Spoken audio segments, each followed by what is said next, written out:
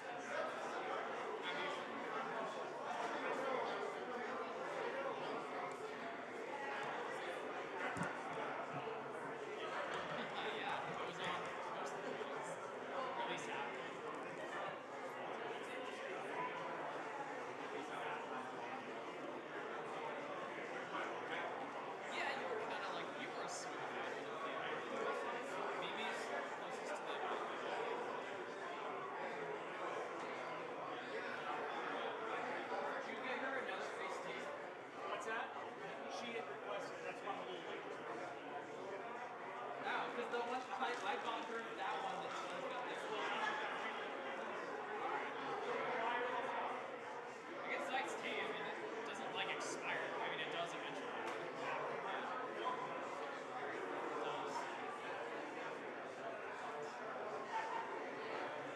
I drink coffee.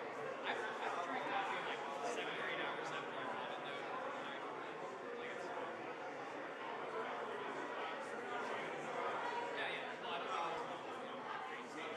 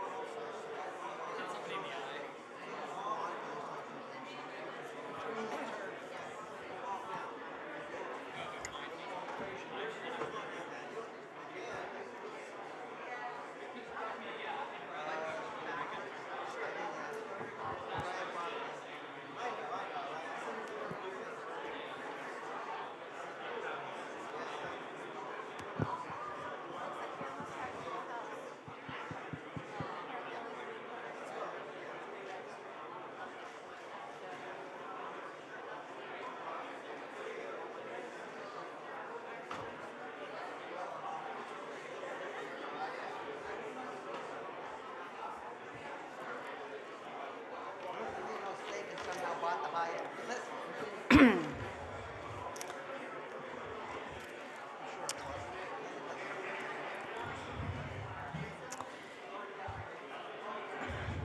everyone, we're going to get started in just a few minutes. I see a lot more people in the room, so I'm going to make my last announcement again really quickly. Please make sure you have these programs because in it has all of our convention rules. It tells us how to vote. It has RONAR in it, or RONAR 101, cheat sheet. And also one last time, these sheets are the people that pre-registered to be delegates for the National Convention.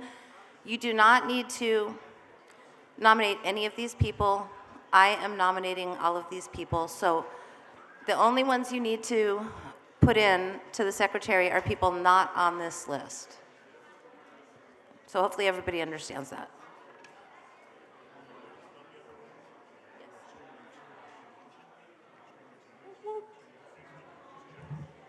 Okay.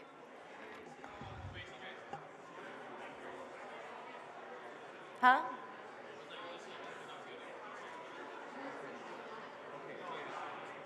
If you're not on it, just put it on a piece of paper and give it to the secretary. Once again, for nominations of people that are not on this list, you just need to bring a piece of paper with the name on it. Put it in front of the secretary today. At the end of today, we're going to take all those names and we're going to put them in a ballot.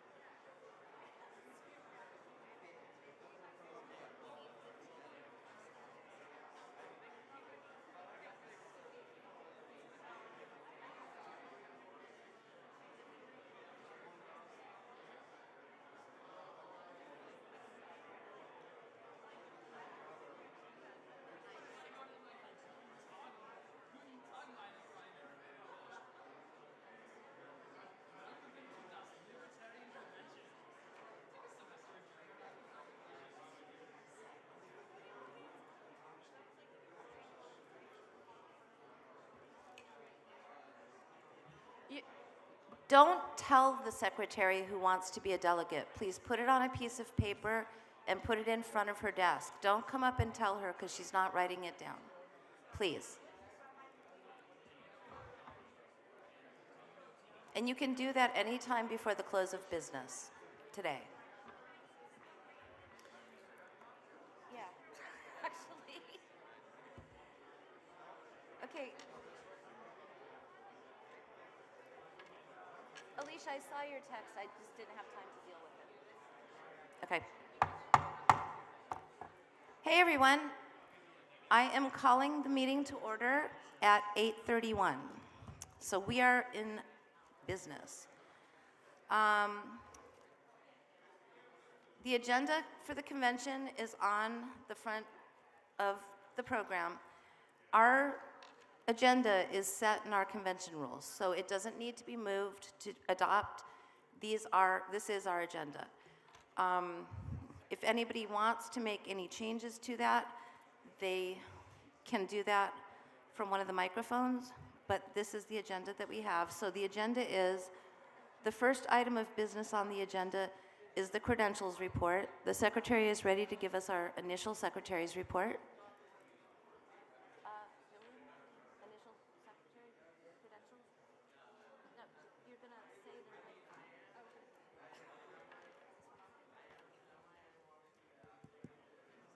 Can you hear me? We have 144 delegates. No? Louder. It's on, you're just not close enough to the mic. We have 144 delegates for quorum 73, standing second 15. And 2/3 majority is 96. So we're starting out with a lot of delegates. I've got another announcement, is that in this room, I'm sure that you see we're quite tight. So in this room, only people that are delegates, people that have a badge that has a delegate, those are the people that are in this room for business. Across the hall, for people that aren't delegates, we have a TV or a screen set up for a live stream of what's happening in here.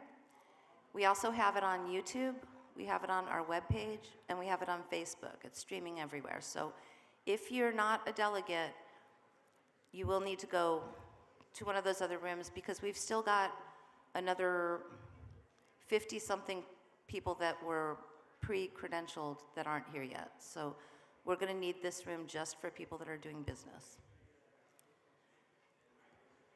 Okay, so the next item on the agenda are officer reports. I'm going to start with my report, the chair report. And I didn't write one. I've been really super busy trying to get this all put together. So I didn't actually write one, but I have some really exciting things to announce. I'm going to start first with just something kind of personal. It was 4 years ago in this exact room that I was elected chair for the first time. Thanks. And it's kind of special to me, because at that convention, my mom and dad were here, and not long after that, my father passed. But he was so proud of me that day that I was doing what I needed to do for the Libertarians. That he had been a lifelong Republican who, because of Gary Johnston and because of me getting involved, he changed his registration to Libertarian, and he came and he was able to vote for me for chair. So, sorry. I don't mean to get teary, but it meant a lot to me. So I just had to share that with everybody, because it's really special to be in this room again with all of you. And I got to tell you, that year we had, at the height of it, we had about 120 delegates.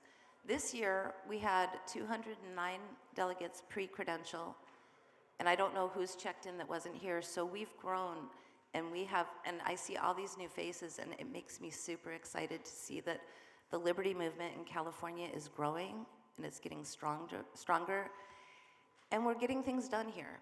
So it's exciting. I get excited. I don't know. Also, since then, our membership, and I'm not going to go back 4 years. Well, I will.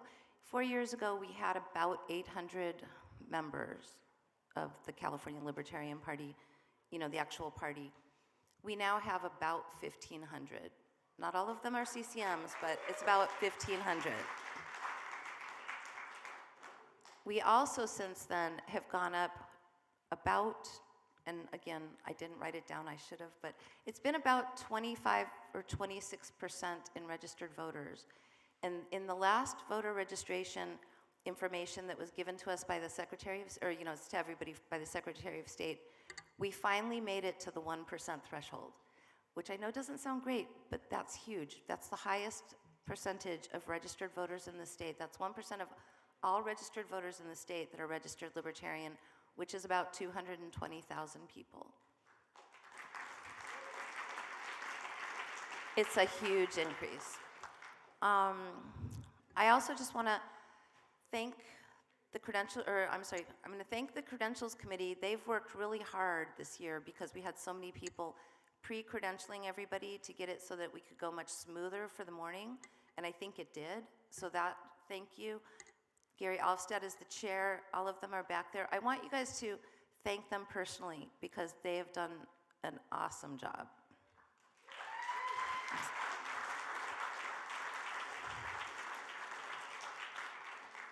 I also want to thank the convention committee. We've had a few glitches, but I think that they did a really great job putting together something that, I guess this is another thing to say.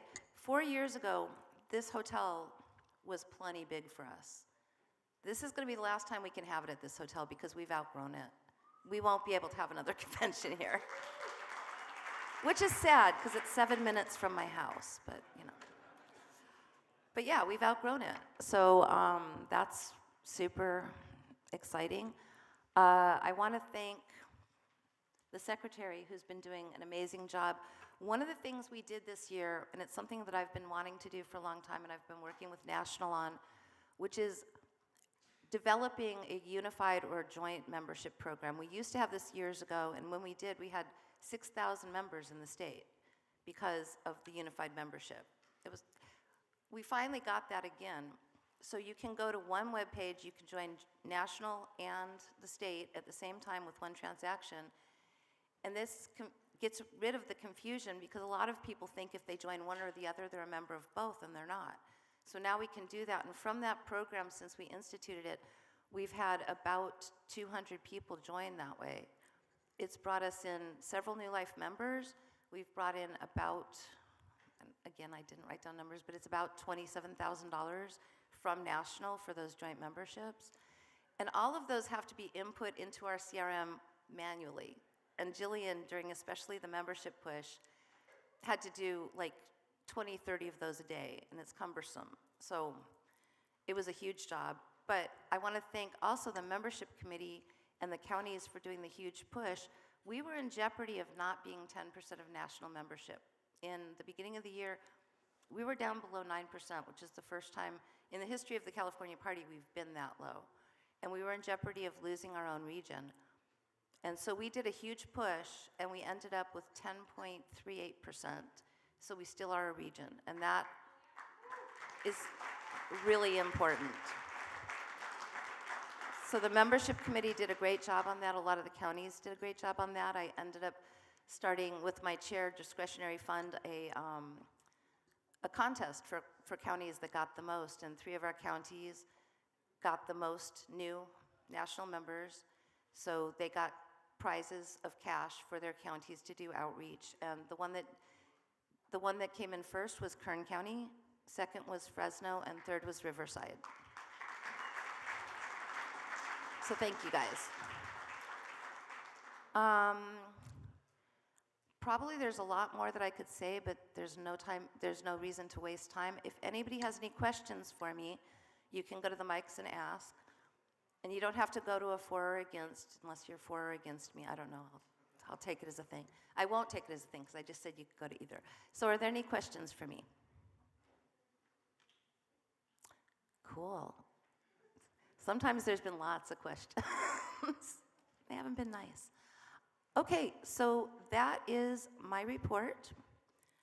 And I will now give it to the vice chair to come up and give her report. Yep.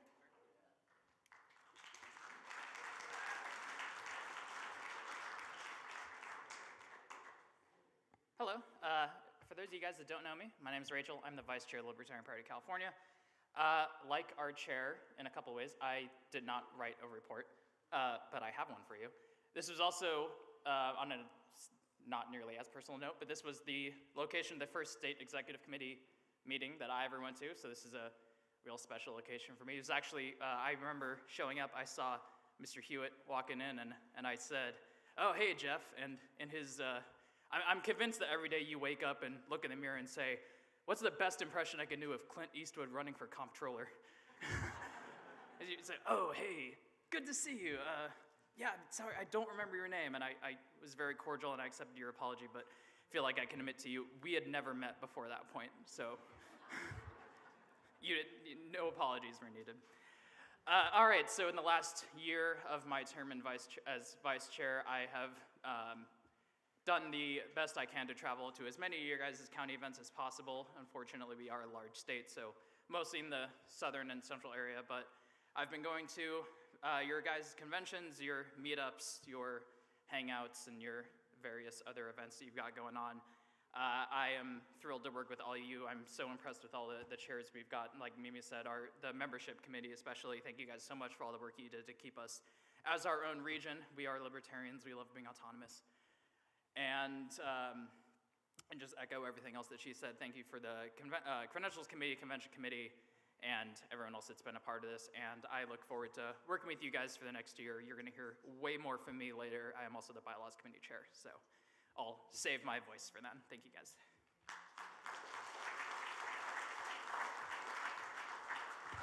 Thank you. I should ask, are there any questions for the vice chair? She didn't ask. There I'm so good, I just knew. Okay, so that brings us to the next report, which is the secretary's report.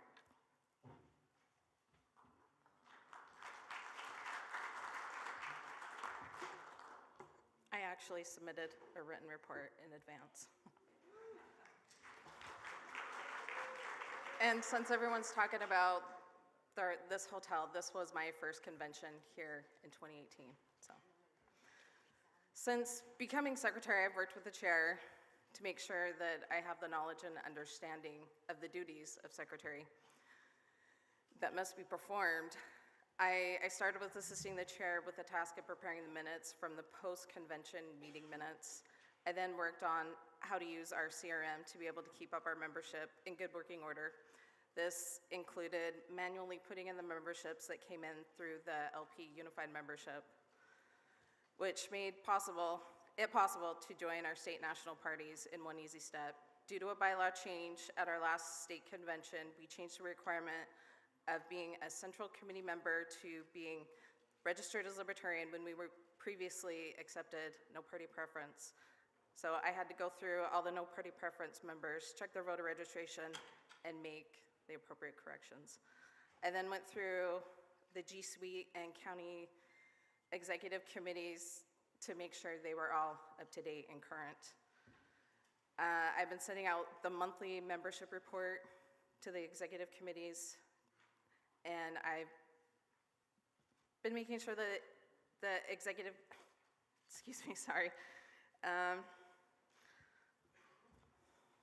lost my place. And I've been making sure that the county executive committees have access to Neon. I've ensured the website has been updated with approved minutes, platform, bylaw committee reports, OPM updates, and updated county bylaws. I've been performing many of these and many other tasks associated with being secretary. And I do it because I've enjoyed being a libertarian, and I'm proud. Thank you. Any questions?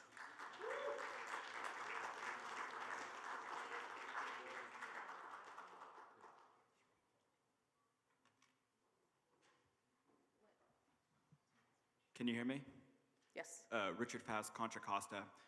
What has been the biggest challenge in your experience as secretary, and how have we kind of gone about fixing those issues? I work with the chair all the time, and every time there's an issue, she's available to help me get it fixed fast. Ed Wimmer, Santa Clara County. I'm sorry, what was your name? Jillian Olson. Okay, thank you. Mimi, I request that all the officers state their name when they give their report. Oh, okay. Thank you. By the way, my name is Mimi Robson.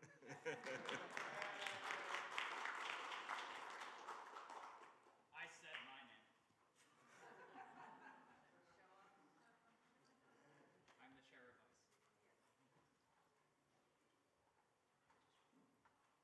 Okay,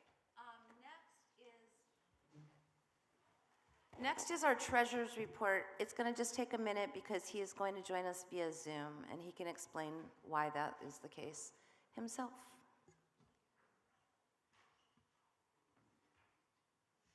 So you can kind of just, I don't know, everybody's so quiet. This is like so not normal for us. Huh? There'll just be a moment.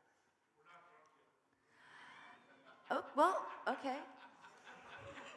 That explains it. I know it'll happen. I told the hotel when we were planning everything, you know, we have this minimum for our bars. Like if we meet a minimum, we don't have to pay for the bartender. It's like, oh, don't worry. We always meet our minimum, always. And by the way, we way overpassed it last night.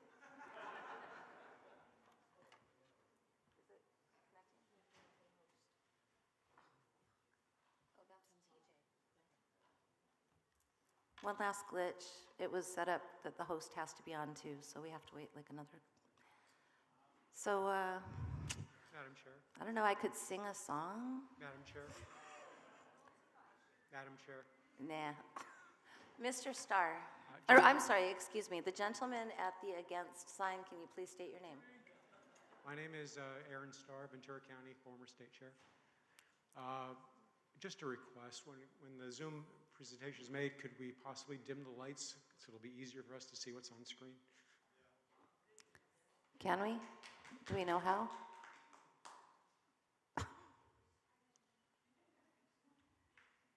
We don't know how.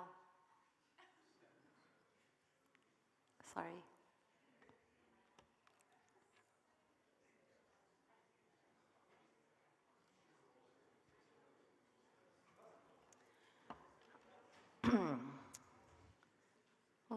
Mimi? Yes. Hi.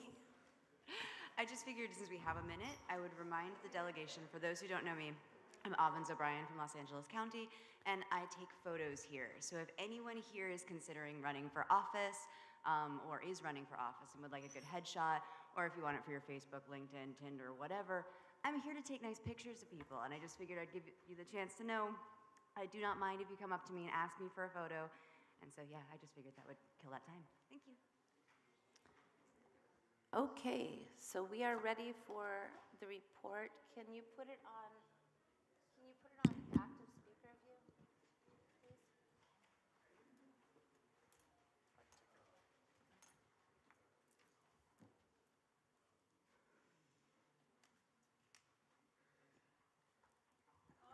All right, Mr. Vallandigham.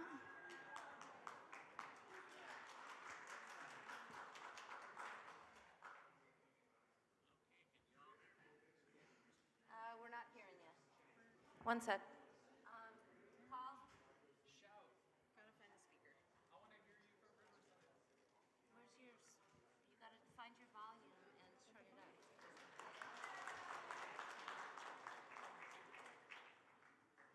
We have no volume.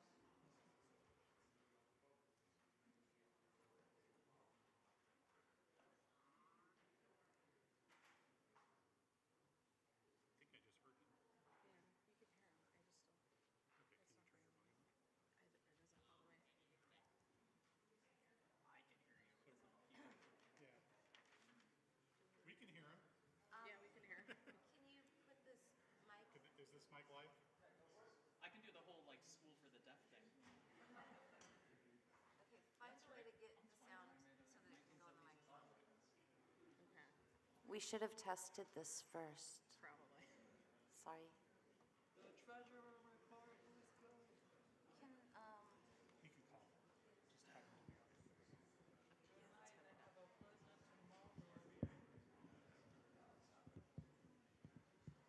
He's on a beach.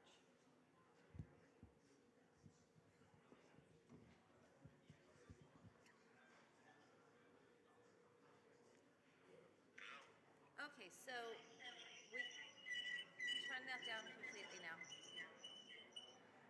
We can't hear you. What's down? Oh, turn down your sound on your computer, Paul.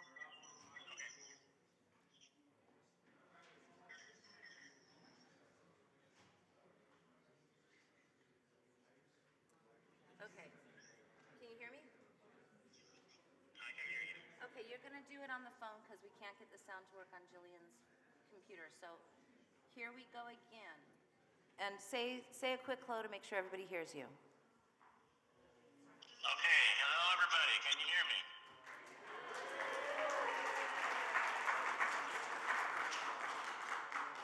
Yes? Can you hear me? They can hear you. They applauded. Okay. I'd like to start by saying that my mentor and best friend Jeff Hewitt advised me that I should start my report with a little humor, considering how dry these treasurer's reports are. So here we go. Let's see how it works. A priest, a pastor, and a rabbit walked into a blood donation clinic, and the nurse asked the rabbit, "What is your blood type?" "I am probably a type O," said the rabbit.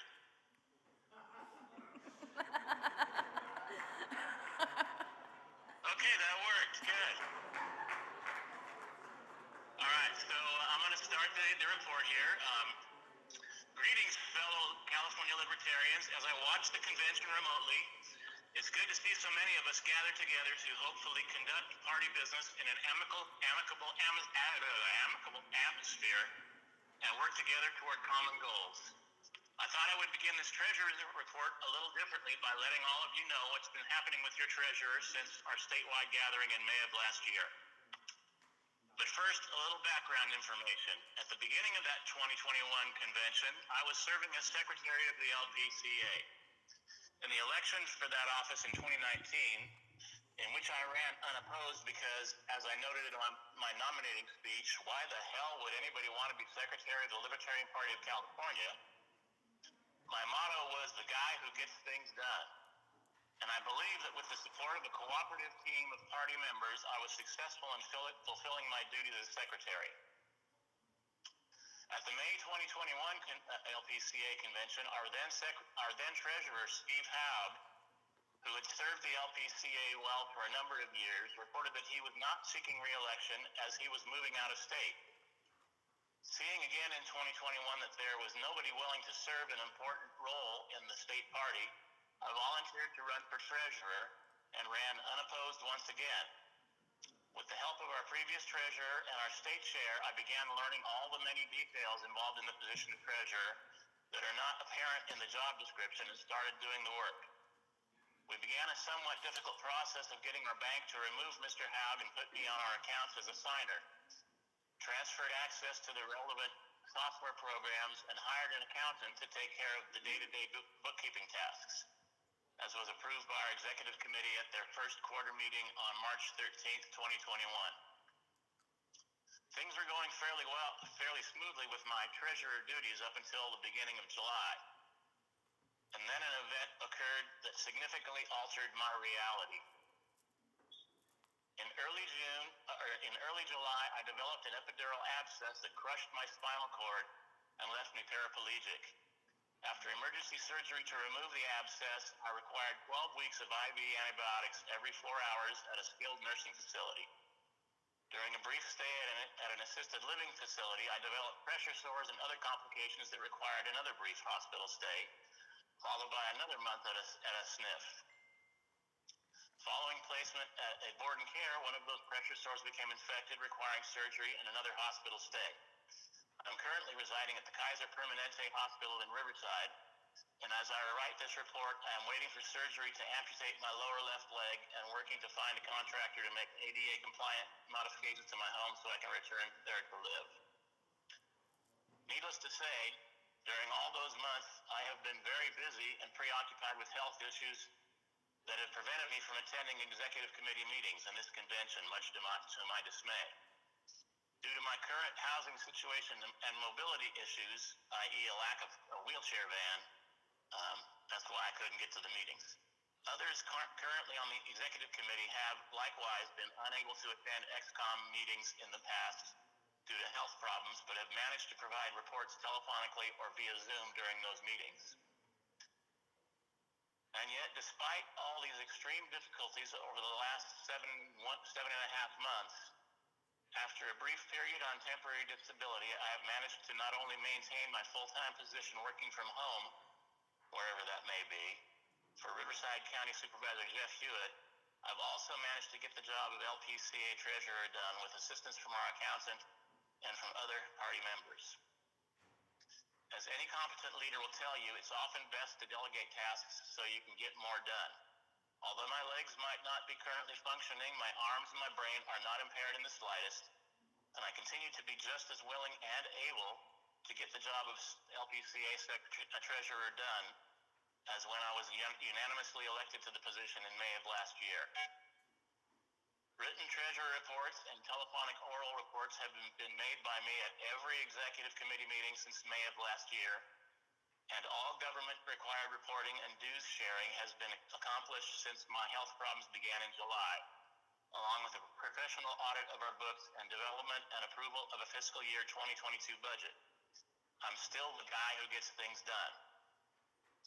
To borrow a phrase that's often used in a primetime televised joint session of Congress held in the chambers of the House of Representatives around this time of year, The condition of our treasury and our treasurer is strong, as indicated in the report below, from which I'll read a few highlights.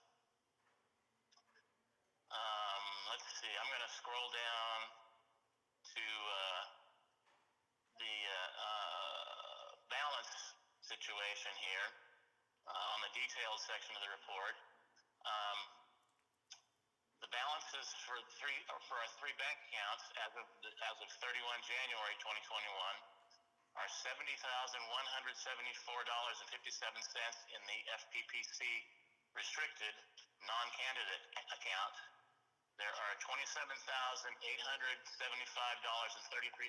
in the FPPC unrestricted state and local candidate funding account, and there is $5,619.22 in the FEC federal candidate funding account. And then that was based on the bank statements we received at the end of January of this year. But looking at our current funds on the software we have, those amounts are the same, but we also have $383.11 in the PayPal account, which is to be transferred to the FPPC restricted account, and $18,175 in the Eventbrite account that's to be transferred to the FPPC restricted account. So the total funds in the bank as of 16 February 2022 is $122,227.23.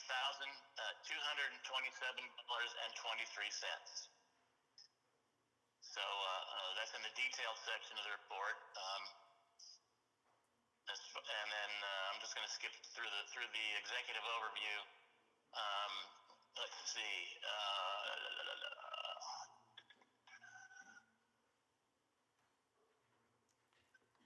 By the way, Paul, they're not seeing your report because they're seeing your face, but we have his report written out that'll be posted tomorrow with the minutes, just so everybody knows. Okay. Let's see. The Secretary of State has assessed a total of $280 in fines for late paper and electronic filing of a single FPPC Form 460 in 2021 that occurred during the transition to a paid professional accountant and the transition to treasurers after the 2022-2021 convention. We have requested a waiver or reduction of those fines and are waiting for a response from the FPPC. Our accountant has offered to pay any fines remaining for this filing after the waiver request process is complete. All California sales tax reports and payments are up to date. Reports required by the FEC have been filed timely. The required IRS Form 990 for tax-exempt organizations has been filed timely. Total dues sharing for 2021, January through December, was $10,137.50. This is over budget largely due to the bylaw change approved by the members at the 2021 LPCA Convention that resulted in a 50-50 split of membership dues between LPCA and affiliates for new memberships, as well as renewals. The previous policy allowed affiliates to keep 100% of new member dues. So that was the change why it was over budget. Dues sharing checks for the July through December 21 period have been issued to those county affiliates that responded to our executive director's request for mailing addresses earlier this year. And if there's anybody there from Riverside County, you might want to talk to our executive director, Tim Ferreira, and get him a mailing address so we can cut you a check. There's a couple other counties that did not respond as well, but since I'm from Riverside, I happen to know that that's the case. Moving forward on my report, an independent audit of the financial practices and statements of the LPC covering the period 1 January 2021 to 31 December 2021 was conducted, indicating that there are no material problems with our financial records. A balanced budget for fiscal year 2022 was prepared and approved with amendments by the Executive Committee at their 11 December 2021 meeting. And I have attached 3 reports with the ending dates of 31 January 2021 to my treasurer's report. Actually, four items. I've got the balance sheet for 2022, the budget versus actuals for 2022, the profit and loss sheet for 2022. That's as of 1 January for all those. And then we also are attaching the auditor's report. So that concludes my treasurer's report, and I'll be happy to field any questions. Okay, does anybody have any questions for the treasurer? Well, it looks like there's no questions. I just want to say that, I don't know if you guys caught this, but he had that surgery, when he wrote this report, he was having the surgery the next day. He had that surgery yesterday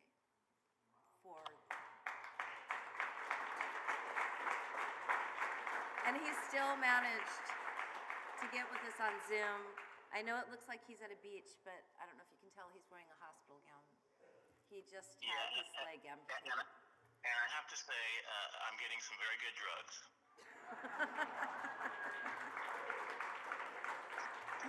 Okay, I do see a question. Name? Yeah, I'm just curious if our Could you, account, I know that I know your name, but could you say your name? Angela McArdle, Los Angeles County. I'm curious if our accountant has been particularly helpful to our treasurer, just from our treasurer's perspective. I'm sorry, if the accountant Has been helpful. Uh, The person who's yeah, our paid hired. accountant? Yeah, Yes. I'd like to hear if, from Paul, actually. Okay, Paul, has she been particularly helpful? Yeah, we've had some issues with communicating with her, but overall, I'd say she's been doing a fairly decent job. We may be looking to find another accountant that maybe can do a little better for us, but we'll see how that goes. Any other questions for the treasurer? Okay, that wasn't a question. Okay, so that's the end of the treasurer's report, which takes us to the end, and Paul, don't go away. That takes us to the end of our officer reports. So the next item on the agenda, per our agenda, is 2 standing committee reports, the first of which is the budget committee report, which he's basically already reported on. But Paul, do you want to just once again, did you want to once again go over the 2022 budget that was approved? Sure, let me find it on my computer here. I'm sorry, I sprung that last part on you. Yeah. I actually have the budget that I can have Jillian put on the screen, if that would be helpful.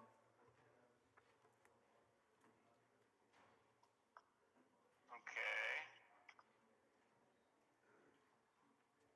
But you can just basically talk about the committee meeting and coming up with the balanced budget and so forth that you already talked about.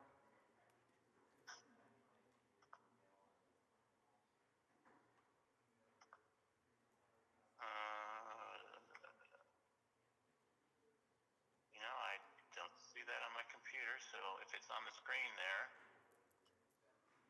you can put it up on the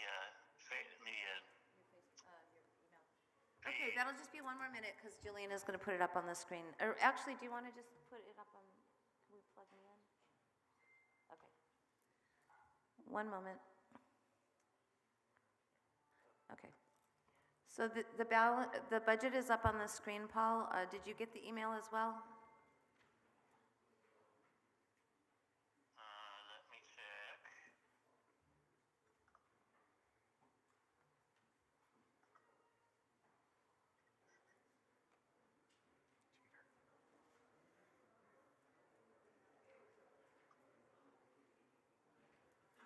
I just sent it to you again. Okay. But it's up on the screen, so can everybody see that? Should it be made any bigger? Huh? Yeah, if you could make it a bit bigger, Jill. Okay, you sent me the budget versus actuals for 2022 budget. Is that what you're talking about? Yeah, it shows the budget for this year. It's already started, but that's the budget for this year. Do you see it? Yeah, I got it.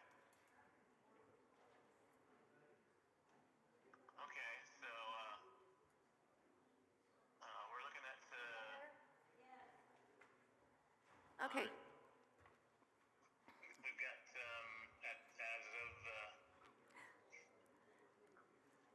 as of right now, we got about $2,115 dollars. No, you don't need to do that part. Actually, let me help, because I sprung this on him because he just had surgery and he's on drugs. So the 2022 budget was produced by the Budget Committee, which is chaired by the treasurer, and then it has additional members that are selected by the Executive Committee. That Budget Committee met, they approved the proposed budget, which is basically up on there. It was a balanced budget. We approved looking at 156 or something like that dollar revenue. It's a very conservative budget because we want to always have a balanced budget. Keep in mind, last year we went over budget by about we took in about $30,000 more than what we thought we were going to bring in. So this starts out our budget starts out balanced, and it was approved by the Executive Committee, as he said, at the December 11th meeting. And I just lost him on the phone call, unfortunately, which is why I kept talking. So that's the Budget Committee report. Are there any questions for that I can answer? Okay, that brings us to the next item on the agenda, which is the Financial Standards Committee. Is Jason, come on up.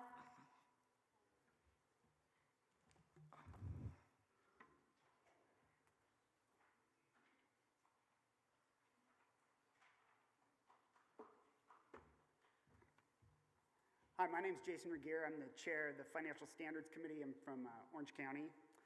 The purpose of the Financial Standards Committee is just to review the financial records and processes of the party and report back to the membership our findings. I know this is what you guys have all been waiting for, so here it is. So actually just reiterating a bit of the treasurer's report. So we looked at the auditor's report as well, also found that it was free of any material financial misstatements. There's no real deficiencies in the party's internal controls. Everything appears to be properly managed on the finance side. We also looked at the budget versus actuals, which Paul also referenced. The party exceeded its income plan for the prior year by 18%, and while expenses were below plan by 15%, which puts the party in a pretty good space going into 2022. Just in terms of processes, per the bylaws, the Financial Standards Committee is supposed to report at each ExCom committee, but based on the way the timing fell out, we weren't provided financial records until the end of the year. So in order for the committee to function the way it is in the bylaws, stated it's supposed to function, as it's supposed to function, we need to be provided information prior to each ExCom meeting so that we can report at the ExCom meeting. So that's just one process change that we wanted to advise the membership of. And then we had one other suggestion, which I don't believe requires a bylaw amendment, but would just be to have the membership of the Financial Standards Committee be for more than 1 year and have people rotate on and off just for the sake of continuity and understanding what the purpose and the processes of the committee are, because we spent, honestly, probably as much time trying to figure out what we were supposed to do as we did actually doing it. So that would just be one suggestion if we can make it from a business process standpoint. So try and keep it short. Are there any questions? Okay, thank you.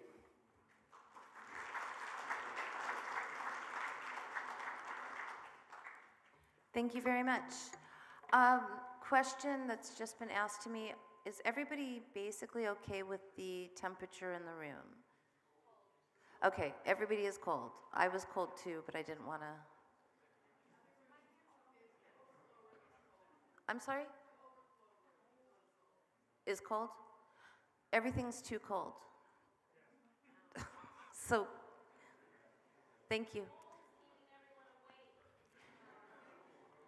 So, as Mr. Ferrer walks out of the room, I just wanted everybody to know he is our executive director who is doing a completely awesome job. He's my right-hand man. He's great. This year has been so much better having an executive director, so I'm so grateful for that. It's been absolutely awesome, and I was remiss in not mentioning that in my chair report, so I feel really super bad. I know. But he is the jack of all trades, and he's going to fix the temperature in here, so let's give him a hand.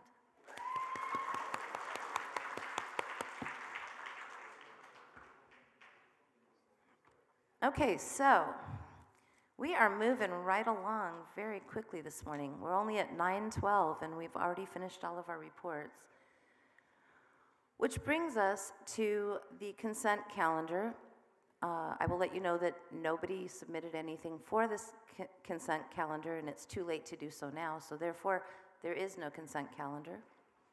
So we're done with that. Which actually then, and gosh, I cannot believe how fast this is going. That brings us to the Platform Committee report. Yes. Madam Chairman, I have a substitute motion relating to the... Can you give your name Yes, and your... Jose Castañeda from Los Angeles County. Okay. Okay, and I move to substitute the Platform Committee minority report for the majority report. Okay, one moment. Okay, so Mr. Castaneda has moved to substitute the minority report for the committee report of the platform. Do we have a standing second? And actually, before we do this, let me ask a question, because we might want to take a couple-minute break. Can I ask the Credentials Committee if there's been further credentialed in candidate or delegates since our last report? Okay, if you don't mind, because I was about to do this before you got to the mic, so you're still good, but I want to make sure that we have the most current credentials report before we do a standing second. So can we stand at ease for about 5 minutes or 7 to get a new credentials report? Is there any objection to doing so? Okay, hearing none, we're at ease. And just so what everybody knows, this isn't a recess, we're just at ease, which means don't go far away. But you can go outside the room, you can get a breath of fresh air, you can go to the restroom, but be close.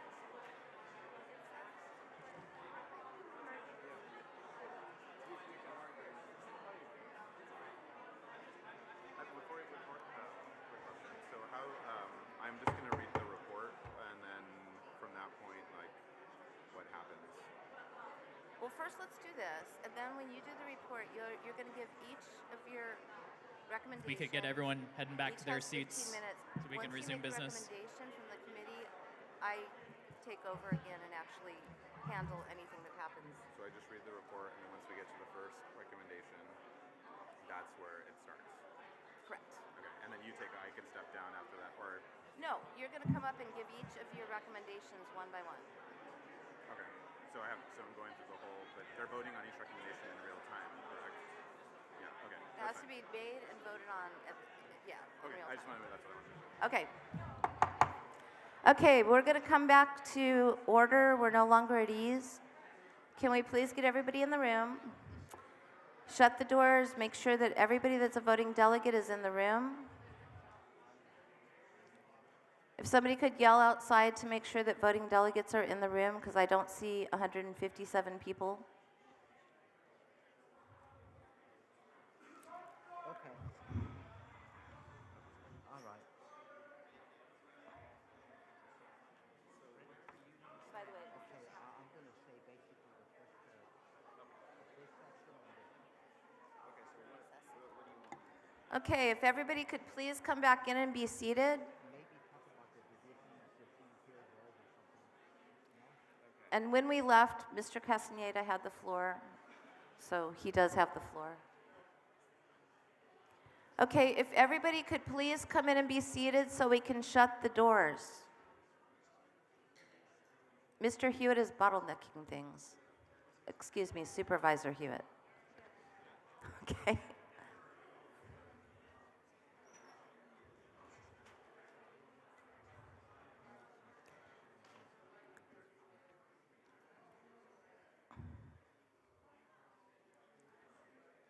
Okay.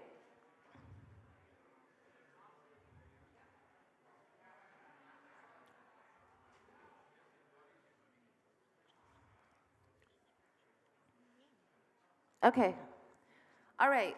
We are back and we're no longer standing at ease, so we will go back to where we were at. First, the secretary will read the new credentials report. They're all on. Okay. We have 157 credential delegates, 79 for simple majority, 105 for two-thirds supermajority, and 16 for standing second. Okay. So, Mr. Castaneda.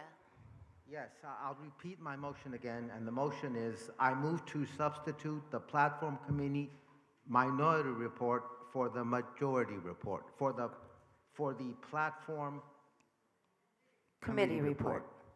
Okay, is there a standing second? If you're not standing to second, don't stand, but we need 16 people standing to do this.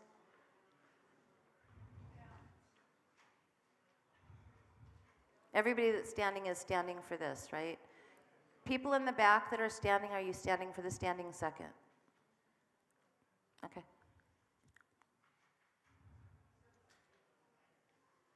Okay, we've got more than enough. So the maker of the motion will have, and so for everybody's clear, this motion is a motion to substitute the minority report for the committee report. And you have 2 minutes to speak to your motion. Okay, sure. Yeah, it's very simple. The bylaws and convention rules provide for incremental updates by the addition, replacement, and deletion of platform planks, balancing the need for change with the benefits of continuity and maintaining consistent principles. The platform committee members are asked to present a set of proposals consistent with this purpose, which in 2022 they have not done. The 2022 the platform minority report gives the delegates every opportunity to continue this process, make changes where necessary with clear and explicit statements about a wide variety of issues relating to California, and written by and for libertarians in California. Okay, we will next go to and just so everybody is clear, that's the for side, that's the against side. If you have a point of order, a point of information, you can go to either. Against? I guess at the moment, it's a point of information. Name. Parliamentary Name. inquiry. Alicia Purcell, Ventura County. Everybody, when you get to the microphone, please give your name. And so my inquiry is, what vote does the chair expect is required to adopt this motion? Okay. I just want to ask if that, what the opinion of the chair is, so when we get to that point. Okay, so I went over this with the parliamentarian as we were at ease. For, in Ronar, section 5171, it's indicating agreement with a report except in a specified particular, wrong thing. 5170, and this is under committee reports. When the minority report is presented, it is for information and it cannot be acted upon except by a motion to substitute it for the report of the committee. So this is a substitute motion which would require a majority vote. Okay. My opinion is that it takes a 2/3 simply because we have a program, an agenda that's listed in our convention rules that we hear the committee report. So my opinion is it would take 2/3 suspension to switch and do a different report instead. Okay, and I understand your point of order. I'm just going by this, which it states specifically that a committee report, which is what is in our agenda, is the committee report. With a substitute motion, a minority report can be substituted for the committee report. So are you appealing my ruling? I think the concept of substitutes is when things are germane to a motion that's kind of pending already, and we don't have a pending motion yet. So it seems like this is not germane to something that's pending, such that you make a substitute motion. Except for in this particular case, it specifically says that the committee minority report can be substituted for the committee report, and that, in my reading, is a substitute motion. Again, that is my ruling. Are you appealing my ruling? Is this the appropriate time to appeal that ruling, or do we wait to the point where we get the vote? I mean, at some point, I'll go ahead and do it. No, if you're going to appeal the ruling, you need to do it like at the time, so this would be the time. I'll go ahead and do it so that we can sort out the question. So I'll appeal the ruling, because I do think it takes 2/3 because it's part of our rules that we will hear the committee. And I understand that, and so, okay, so you are appealing my ruling? Sure. Which I invite. Will. Okay, perfect. Okay, so my ruling on this motion is that it's a substitute motion, and per Ronar, substitute motions only require a majority vote. It's being appealed to say that this would actually be a suspension of the rules to consider the minority report instead of the committee report. Okay, we're at time, but we're at 15 minutes? So we just had 2 minutes for the speaker, and now... Okay, now I'm ruling. Are we at 15 minutes for the whole thing? No. Okay, so this doesn't count toward time. I get to talk. I'm allowed. I get extra time. Okay, so that ruling has been appealed. For those of you that are not familiar, and this is in like your stuff, and Mr. Person that will give his name in a minute, I will get to you in a moment. So, okay, so the way that appeals from the ruling of the chair work is that I have ruled based on Ronar, which I do get to speak first on this, and this is what I'm going to say. I talked to the parliamentarian. I see this as a substitute motion. A substitute motion requires a simple majority vote. For an appeal, it is debatable.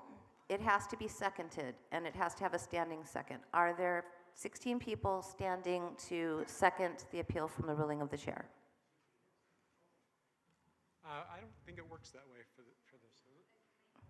Main motion, so this is not a main motion. Mr. Brown?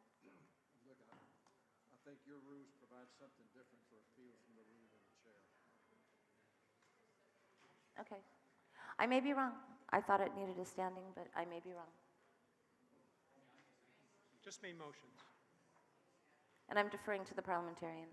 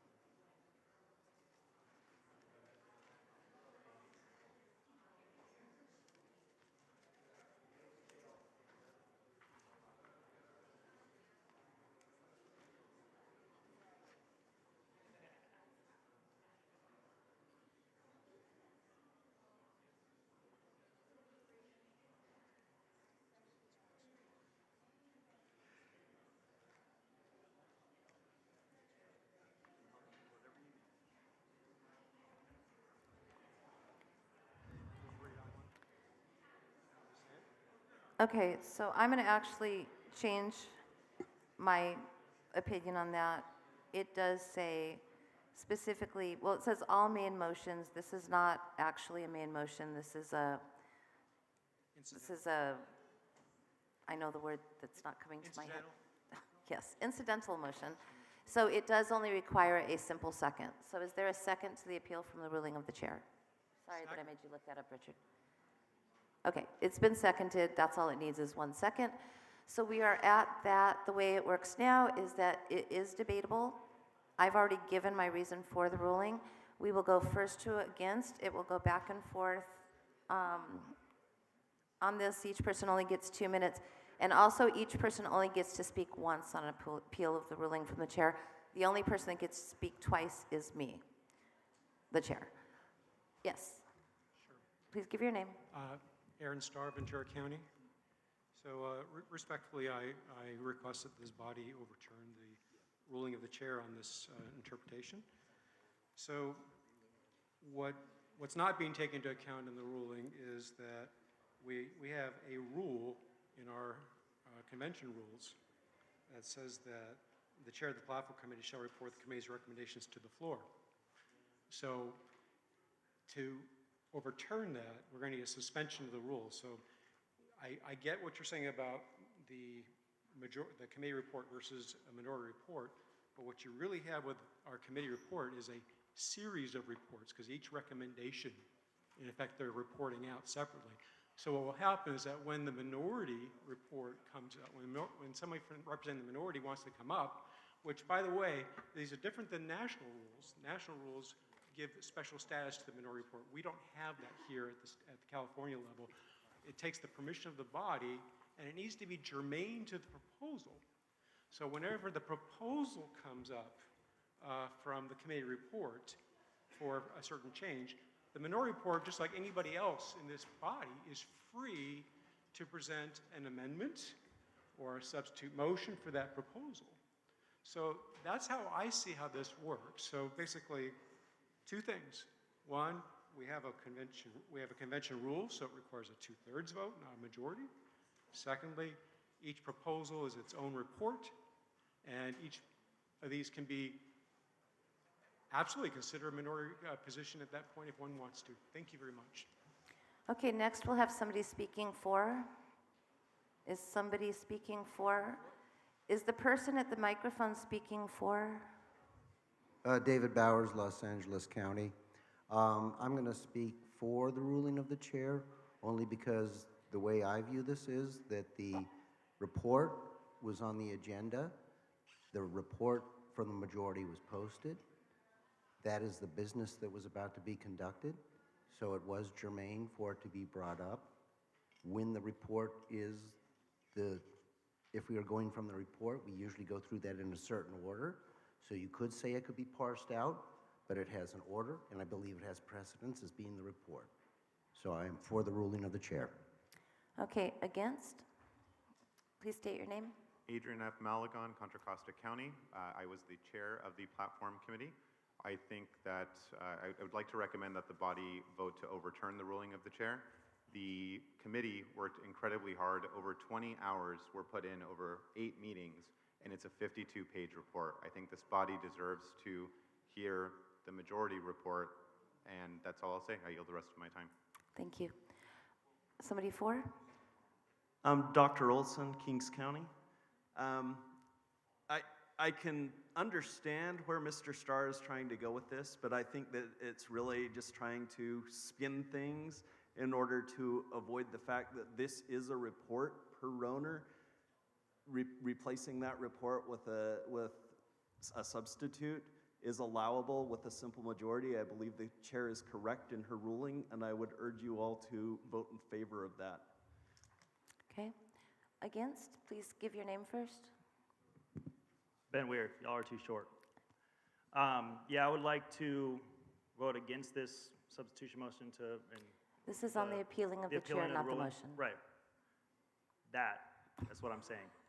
But so essentially, this is a huge waste of everybody's time, and we shouldn't even be having this back and forth right now. The people who put together the minority report do not care about the time of the delegates. It's extremely inappropriate. They misused the time that we spent working hard on the platform to reform it and reshape it. And I really think that it should be essentially ignored altogether or considered after the majority report because of how much time was spent on it. And at the end of the day, it's the delegates' decision to decide all these things. And the people who had put together the minority report do not respect the wishes of the delegates because in 2019, they obviously are ignoring what happened already 2 years ago. So we already went through this once. We don't need to go through it 2-3 more times. We need to get through this now and push forward. I yield my time. Thank you. Somebody speaking for? I would like to speak in for the ruling of the chair, and I'm going to read, not all of it, just a sentence, 5169 about minority reports. It says, a majority vote is required to receive a minority report. And then later on it says, when the minority report is presented, it is for information and it cannot be acted upon except by a motion to substitute it for the report of the committee. In this case, the platform committee report. Okay. Somebody, Ms. Madsen, you've already, did you speak to I your? did already speak. Okay. I just want to provide context for. Or I'm sorry, Ms. Purcell, I said the wrong last That's name. okay, it's going to happen all the time. No problem. Is this a point of parliamentary something? Parliamentary inquiry about the context of Okay. the sentence he just read, which is reception of minority report, and the context is that it can come up after having received the committee report. So first sentence of that paragraph, when the minority of a committee wishes to make a formal presentation of its views, it is customary, unless the assembly refuses permission, to receive its report immediately after the report of the committee. So the context is different Now, than what we have that here. would be, I think, part of, because I read the next paragraph, which is my ruling. Right. So I'm going to go back to the fact that if you want to make another point of order after this is resolved, we can do that, but we're still at the appeal from the ruling of the chair. We're still I in would like to debate on the dispose of appeal. this first, so that really was out of order to speak because you can only speak once. So I'm going to go back over to, and everybody, just so you know, you only get to speak once on this one. On other ones, you might get to speak more than once, but not on an appeal. Somebody in favor? Mark Angolo, former national chair, state chair, county chair, former pretty much everything in the party. Folks, I support the ruling of the chair, but more importantly, we need to get down to the party business. And our bylaws stipulate that the party should have a party platform. The majority report basically is to delete the party platform. So your choices are have a party platform or not. If you support the ruling of the chair, we're going to have a motion from the minority report that modifies the current party platform. The majority report basically is going to delete most of the party platform and simply substitute what was going on in the national. We've been working on this party platform for over 50 years. We modify it every time. That is the job of this body. The majority report basically wants to remove that decision-making process from you. So basically taking your vote, your say on the party platform away from you and delegating it to the executive committee. If you want to have a say in the future party platform planks and our principles, support the ruling of the chair. Yes? And by the way, points of order are in order when somebody else is speaking. I believe debate should be on the ruling of the chair, not the merits of the proposals. So I think Okay. this is out of order. That is fair enough. This is about the ruling, so, and I appeal understand that I that was, appeal that ruling of the chair. Aaron, stop doing this. Stop playing parliamentary tricks. okay, Let's no, get to no the issue. crosstalk. I'm not gonna allow that. I'm sorry. Okay, somebody speaking against. My name is Chris Gannier. I'm an Orange County delegate. I am calling the question on the ruling of the chair. That is allowed, except for I still get to speak one more time after it's called, just so Thank you. everybody understands. Okay, it's been seconded. Is there any objection to to ending debate? Okay, hearing none, like I said, on appealing from the ruling of the chair gets to speak last. I'm just going to reiterate one thing, and by the way, I don't have a horse in this race. I don't have a dog in the fight. I'm just, that's why it's up to you guys to decide, but just, in Rule 8, the Platform Committee, it says that the chair of the Platform Committee shall report the committee's recommendations. In this particular case, there is a minority report, which is not mentioned in our bylaws or convention rules, which would then revert to RONAR. RONAR does state that, as Ms. Purcell pointed out, that typically minority reports are heard after the majority report. But that's typically when a committee is reporting on exactly one thing, not a whole list of things. So I believe that this is in order per RONAR, and I also want to say as far as the timing, I believe it's germane because it's substituting the committee report for a substitute motion for the minority report.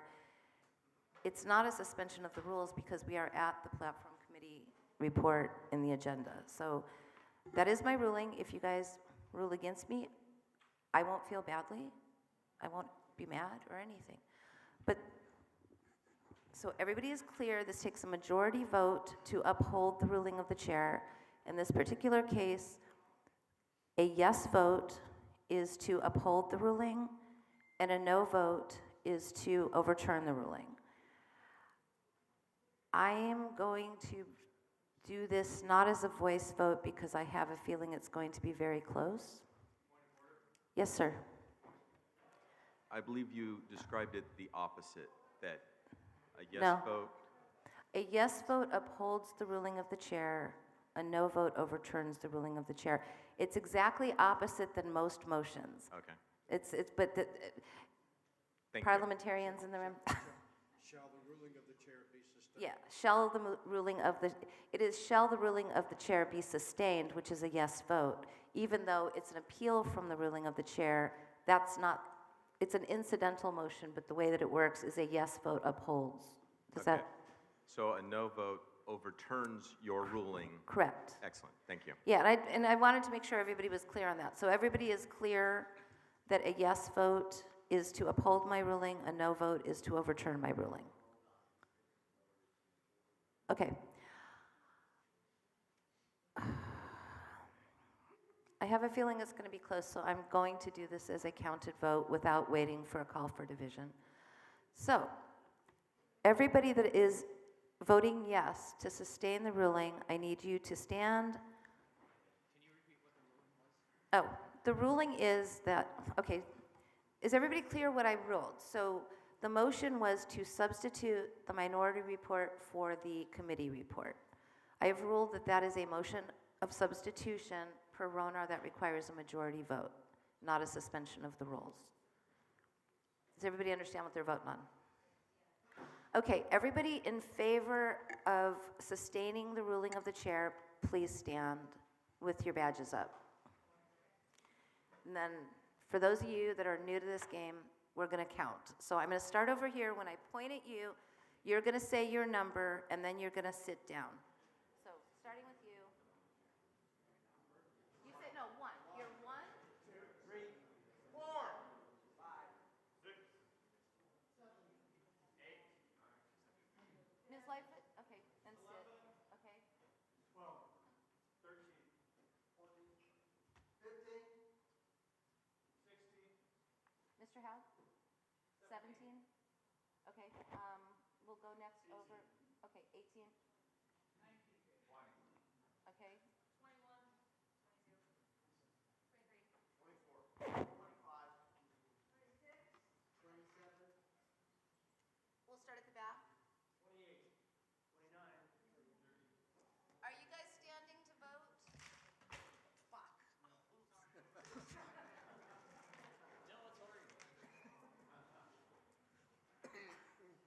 Are you guys standing to vote? Okay, who was the last number that said that before I just spilled my tea? Okay, next one is 31? 34. Ms. Dennis? 35. 36. 37. 38. 39. 40. 42. 43. 44. 45. 46. 47. Yeah, 40. 48. Oh, 48. 49. Wait, 48? Oh, 49. Okay. Yeah, so I got it all, so it's 49 was the last on the count. Okay, and hopefully my computer's not going to die from iced tea. That would suck. Okay, all those that wish to overturn the ruling of the chair, please stand. And you wrote down that that was 49, correct? Yes. Okay, we're going to do this again, starting over here. 4, 5, 6, 7, 8, 9, 10, 11, 12, 13, 14, 15, 16, 17, 18, 19, Back there? 21. Okay, I'm going to start up front now. 22. I got you, didn't I? No. 23. Okay, you got to be standing and be ready. You can't pop up after I've already said. So you're 23, you were 24. No, I was 22. Okay, 23, okay, 22, 23. Okay, over here, 24. 24, 25, 26. 27. Next row back, Sean. 29, 30, 31, 32, 33, 34, 35, 36, 37, 38, 39, 40, 41, 42, 43, 44, Back there, 45, 46, 47, 48, back there. 49, 50, 51. Okay, over here. Right here. You're 54. You're 55. 58. Okay, we're going to start from the back. 59. 59. 60. No, Tracy, you're 61. He was 60. You're 61. 64. 65. 66. 68. 69. 71. 74. 75. 76. 77. 78. 79. 80. 81. 83. 84. 85. 86. Okay. My ruling has been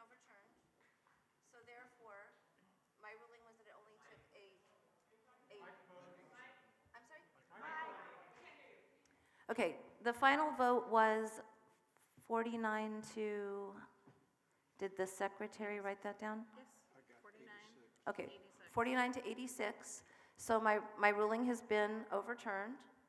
So now we are back to the main motion, and this will require a suspension of the rules to consider. Is that what we're saying? Okay, just making sure. It will require a suspension of the rules to consider this motion. So a suspension of the rules is non-debatable. It requires a standing second. Is there 16 people standing to second this?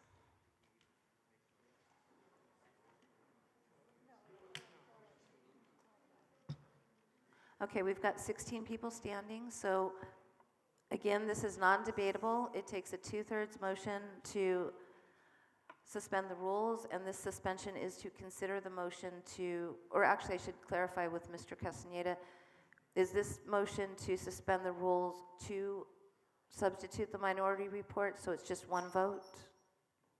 Mr. Castaneda?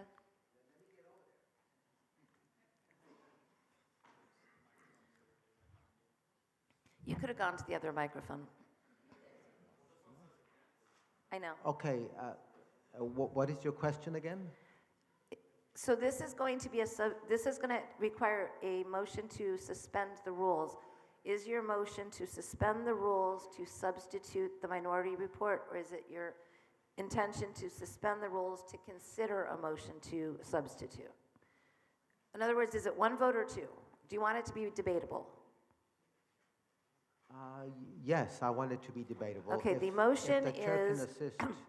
and did the people that stood understand what they were standing for? This is a motion to suspend the rules to consider a motion to substitute the minority report for the committee report. Okay, it's non-debatable. All those in favor of suspending the rules to consider the substitute motion, please say aye. Aye. All those opposed, say nay. Nay. All those in favor, please stand. We're not going to do a count, we're just going to do a stand for right now.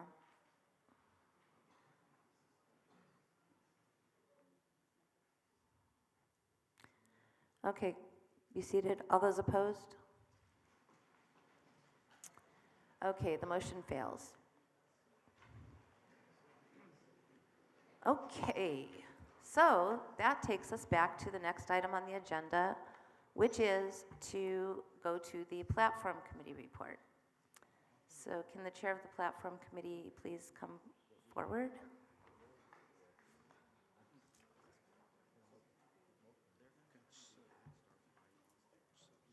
Oh, and sorry about my bad word. I usually don't say those from the stage.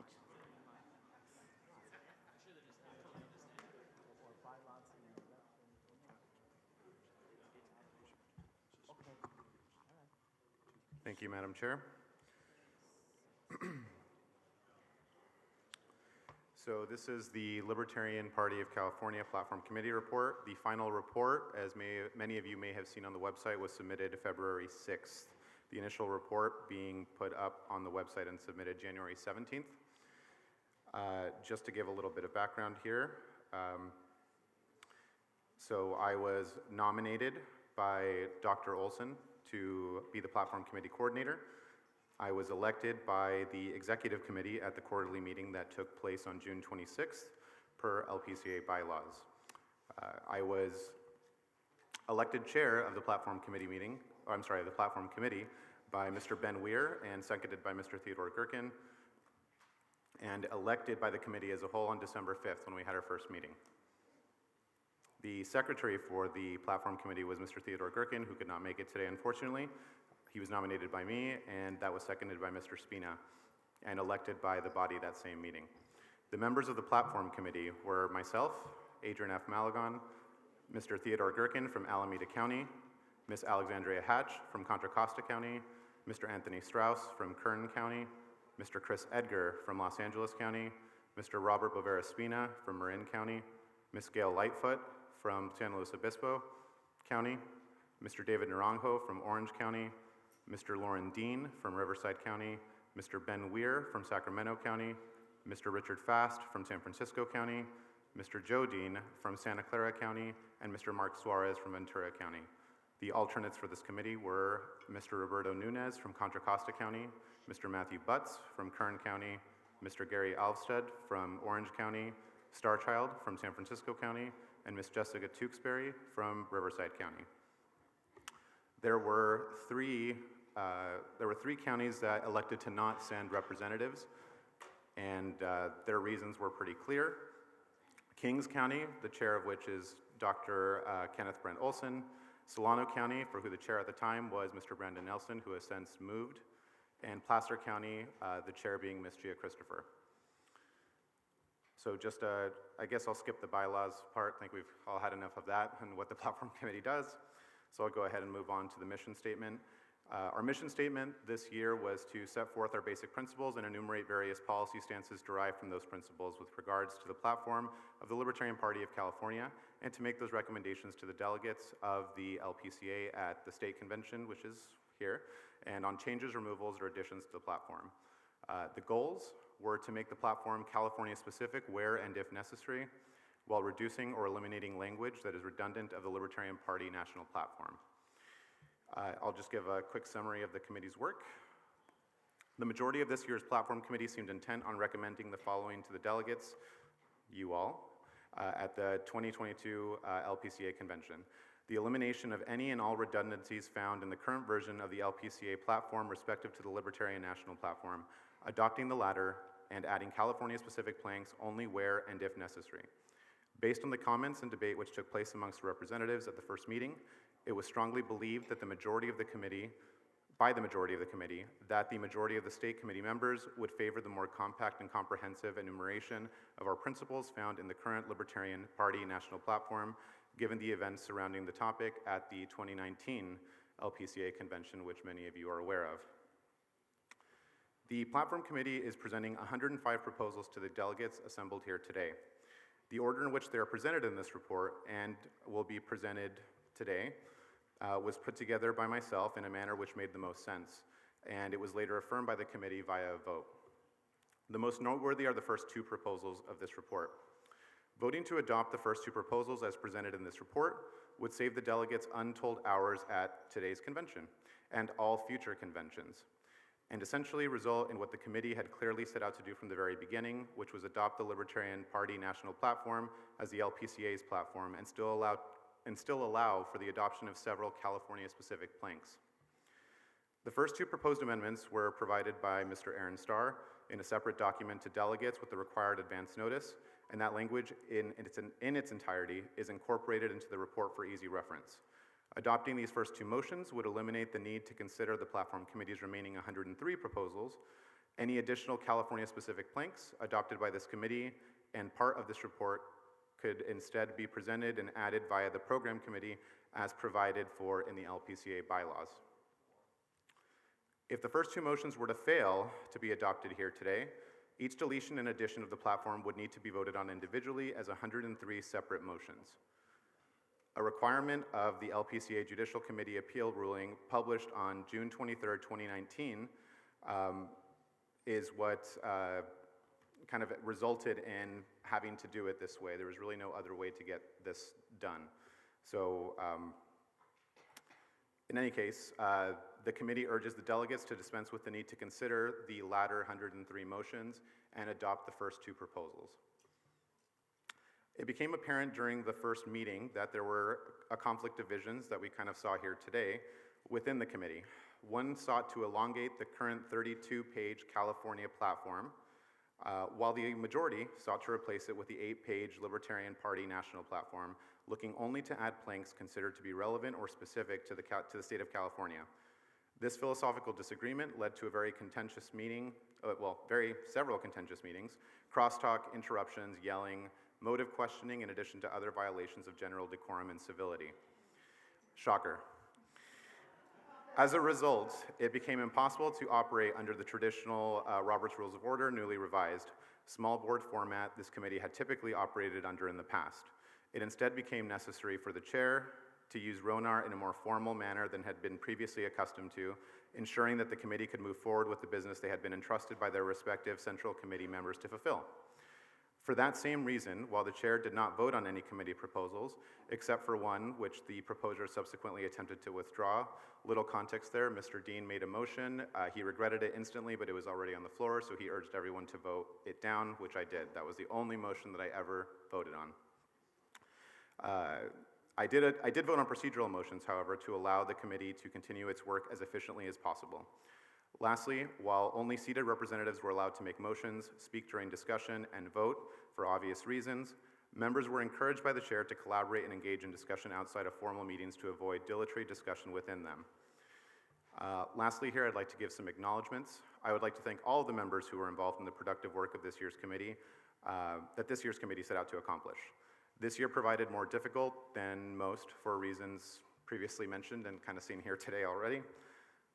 But that made everyone's commitment to attending these meetings regularly, especially the first couple, far more noteworthy than in years past. I would like to expend a special thanks to Ms. Jessica Tewksbury for keeping time, for Mr. Lauren Dean, Mr. Spina, and Mr. Edgar for taking the time to draft motions and for providing new texts as they saw necessary, and for Ms. Lightfoot for creating a social media forum for the committee and the public to engage in honest and transparent discussion outside of formal meetings. Lastly, I would like to extend a very special thanks to Mr. Theodore Gherkin for his role as secretary. He accepted a nomination from me to a most thankless task and spent countless hours outside of official meetings working with me and other committee members to ensure an accurate accounting of events and motions. If he is an example of the future of the party, I have no doubt that we are headed in the right direction. For context, Mr. Gherkin is 16 years old and one of the most brilliant young men that I've ever met. So.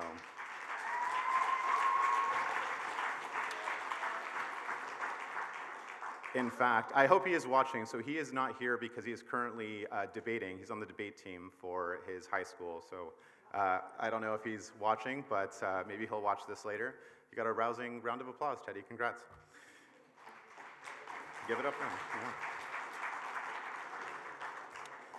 Yeah. So just to give a little bit of context, as I mentioned earlier, we had 8 meetings over the course of about a month, maybe a month and a half, 20 plus hours of meetings. So this was no easy feat.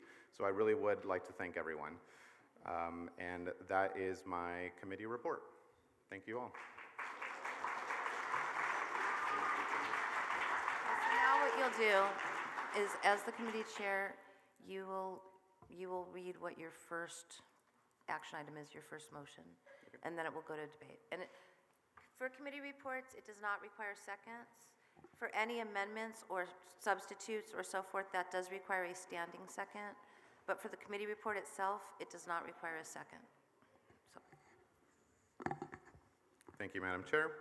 So the first proposal that is being brought forward to this body by the Platform Committee per this report is the proposal to adopt the bylaw amendment recommendation made with advance notice to convention delegates by Mr. Aaron Starr from Ventura County, which, quote, adopts the national party platform as the platform for the LPC, freeing up time required at state conventions to maintain and update a separate California party platform and removing the need for an LPC platform committee. Issues specific to California can still be addressed in our party program, end quote. Please, if you've got a point of order, make your way to the microphone and give your name, even though I know it. Starchild, Platform Committee alternate from San Francisco. I believe that recommendations to change the bylaws are outside the scope of the Platform Committee and inappropriate to be brought forward at this time, as much as they would like to do this shortcut and run over the members in this way, which was sadly typical in the conduct of the committee under Chair Adrian Malagon, and I'll have more to say on that later. Okay, so there's been a point of order that, and let me just clarify to make sure I heard you correctly. Your point of order is that this particular proposal is out of order because it's not within the scope of the Platform Committee? Correct. It's recommending a change to the bylaws. Okay. That should be part of the Bylaws Committee report or brought up during the bylaws. I have to, sorry. Okay, so point of order has been made.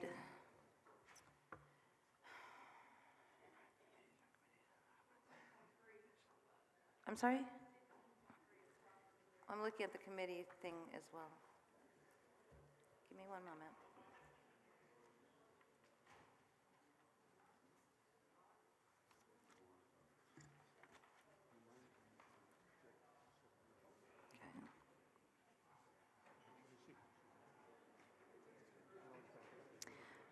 Okay, 1 minute. Okay, so 15.3 really only discusses what the platform committee does, which is to be first populated and then the timing for their reports.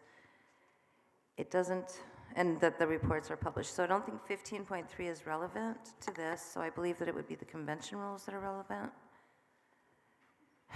And in the convention rules, it says that and this is Rule 8, Platform Committee, the chair of the Platform Committee shall report the committee's recommendations to the floor plank by plank. The delegates shall vote on each recommendation separately. So I believe that this would not be a plank, as it's a bylaws amendment, which would typically be under the purview of the agenda item for bylaws amendments, but I'm going to take a moment to confer with the parliamentarian on this.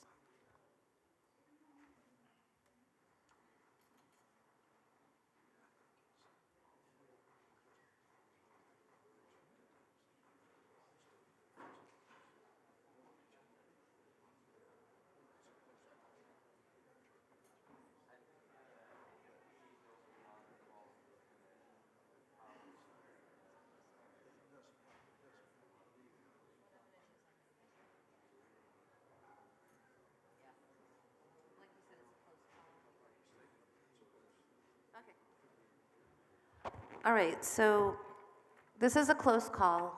So rather than make a ruling, I'm going to defer to the body to make that ruling, which would be essentially the same as an appeal from the ruling of the chair if I ruled.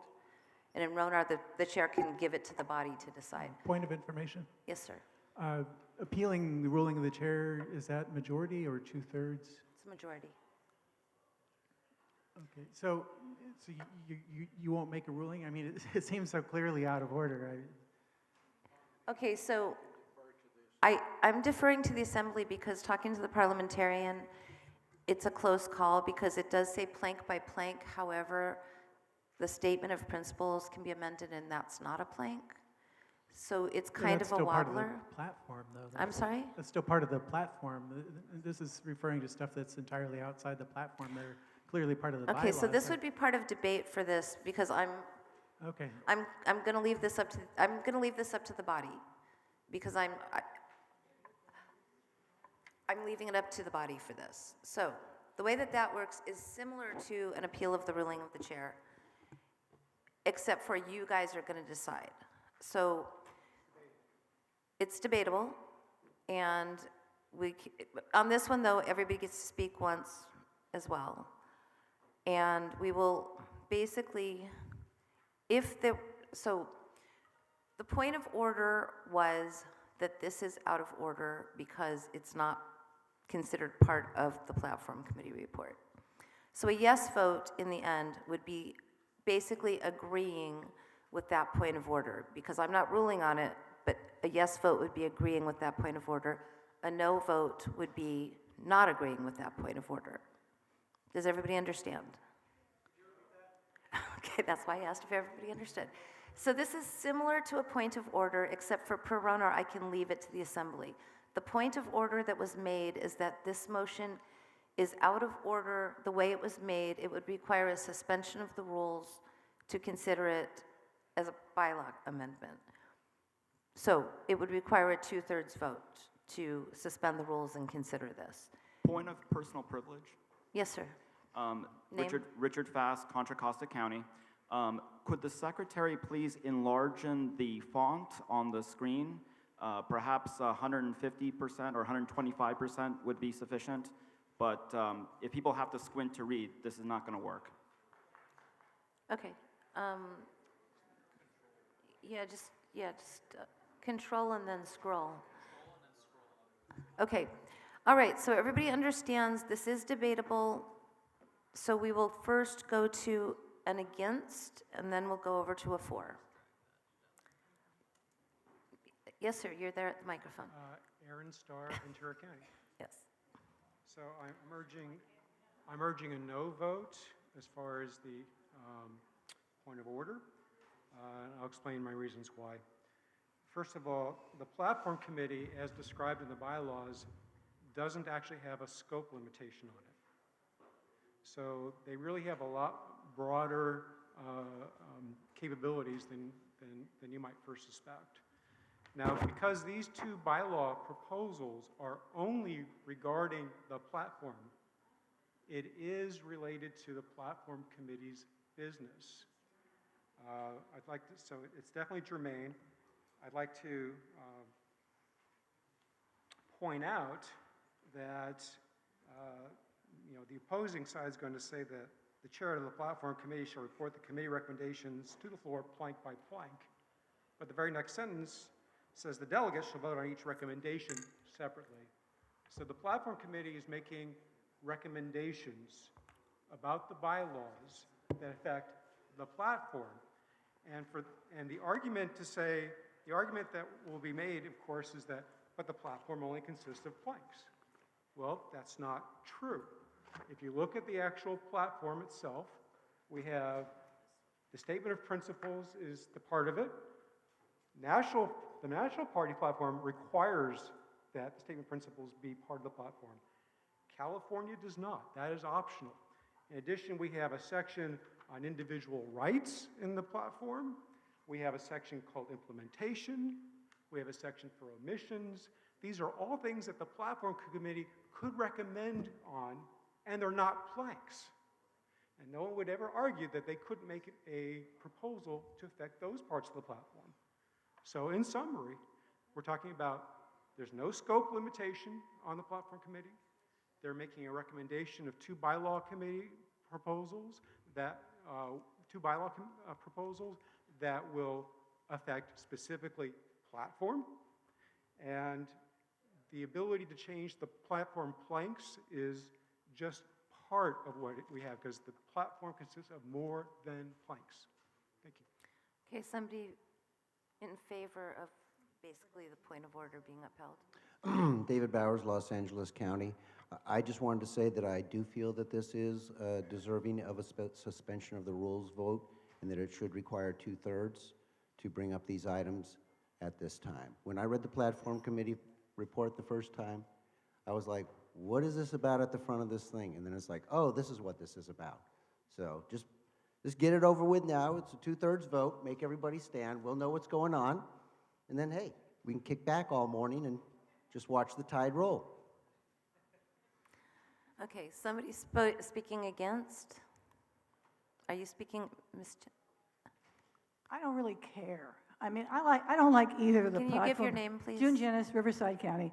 I don't really like either of the proposals.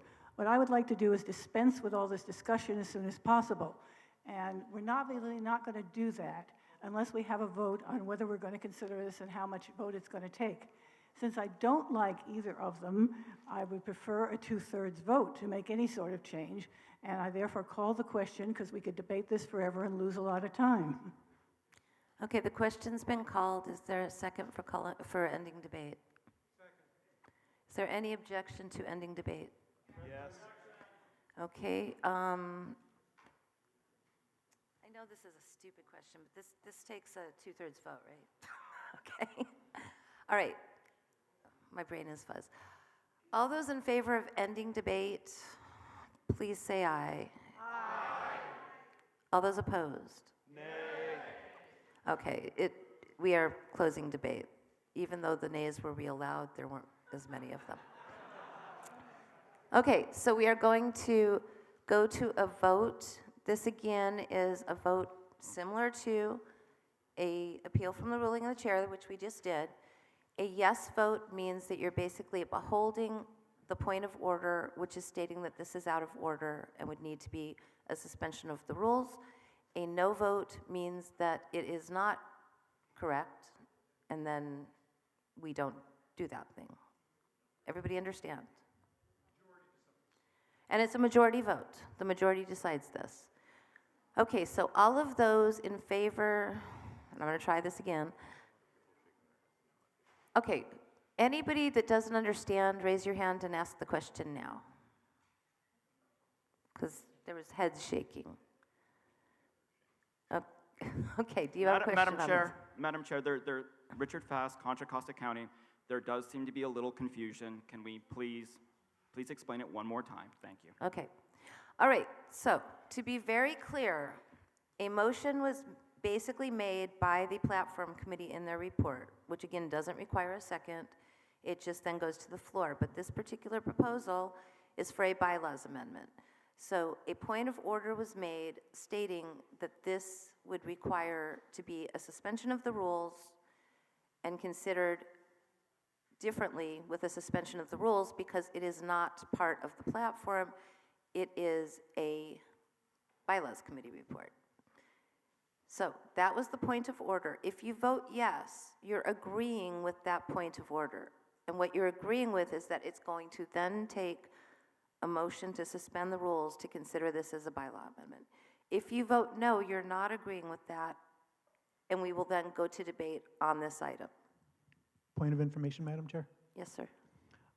If Name? this is not considered now, it could be brought up legitimately during the bylaws committee report, correct?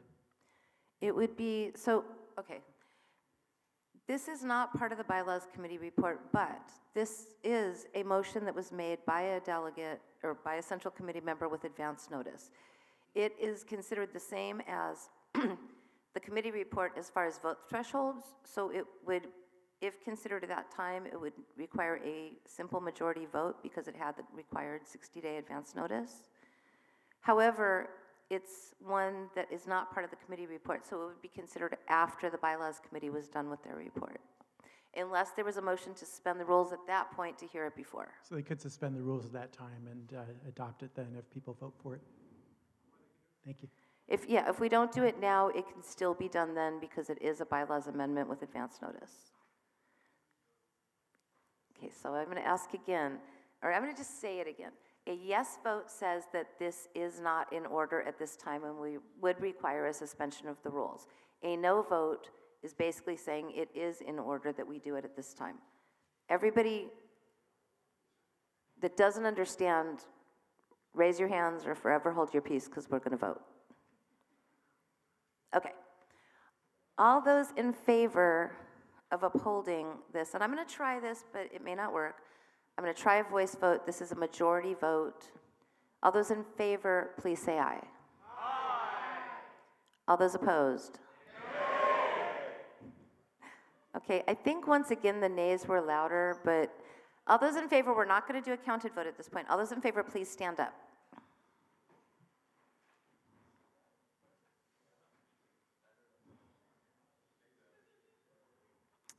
Okay, please sit. All those opposed, please stand up. Yeah, the no's really were loud. It was crazy. I mean, the yeses were loud. Okay, it fails. So we are back to the thing that we just had done. So, you've already made that. Okay, so now we are at debate on the motion itself. This is where you guys can actually go into the nuances of why you do or don't want this. And this will require a majority vote in the end because it's a bylaw amendment with advance notice. Yes? Do we believe what the signs say or not at this point? Because I'm confused about where to stand. Okay, you can stand, okay, just to be clear, if you're, on appeals from the ruling of the chair or the last thing we did, right? It's a little bit different because the vote is flopped. Most votes, you're voting yes if you agree with the motion and no if you don't. So I'm the maker of the motion, and this is Ronar 101. I make a motion, it gets seconded, you vote yes, you're voting for my motion. If I'm the person making an appeal from the ruling of the chair, it's an incidental motion, yes, but you're voting no if you want to agree with me that the chair is wrong, which I agree that I'm wrong all the time. So, Now I'm even more lost. What is the motion on the floor at this point in time? the motion on the floor at this time is to amend the bylaws, and would you like me to read it? No, it's to adopt the first proposal of... It's to adopt the first proposal, which is essentially to delete the California provisions in our bylaws. Thank you. That clarifies it. Sure. No, you're not allowed to see it. You have to stand the whole time. Okay, I mean that way because I have to stand the whole time. Madam Chair, can he finish Yes. making his motion? Because he hasn't actually made it yet. He did before the okay. Point of order was made first, and then Okay, I thought you did, but we both thought he did, but he'll make the motion. Okay, make the motion. And it's just assumed that these proposals are motions. They don't need a second. So the motion is to adopt the bylaw amendment recommendation made with advance notice to convention delegates by Mr. Aaron Starr from Ventura County, which, quote, adopts the national party platform as the platform for the LPC, freeing up time required at state conventions to maintain and update a separate California party platform, and removing the need for an LPC platform committee. Issues specific to California can still be addressed in our party platform, end quote. Party program, correct, sorry, apologies. Party program. Yeah, it's a fun word. So party program, end quote. So that is the official motion. Okay. Does everybody understand the motion on the floor? Excellent. We will first start with the people, and to answer your question now, against means you're against it, for means you're for it. We'll start with against.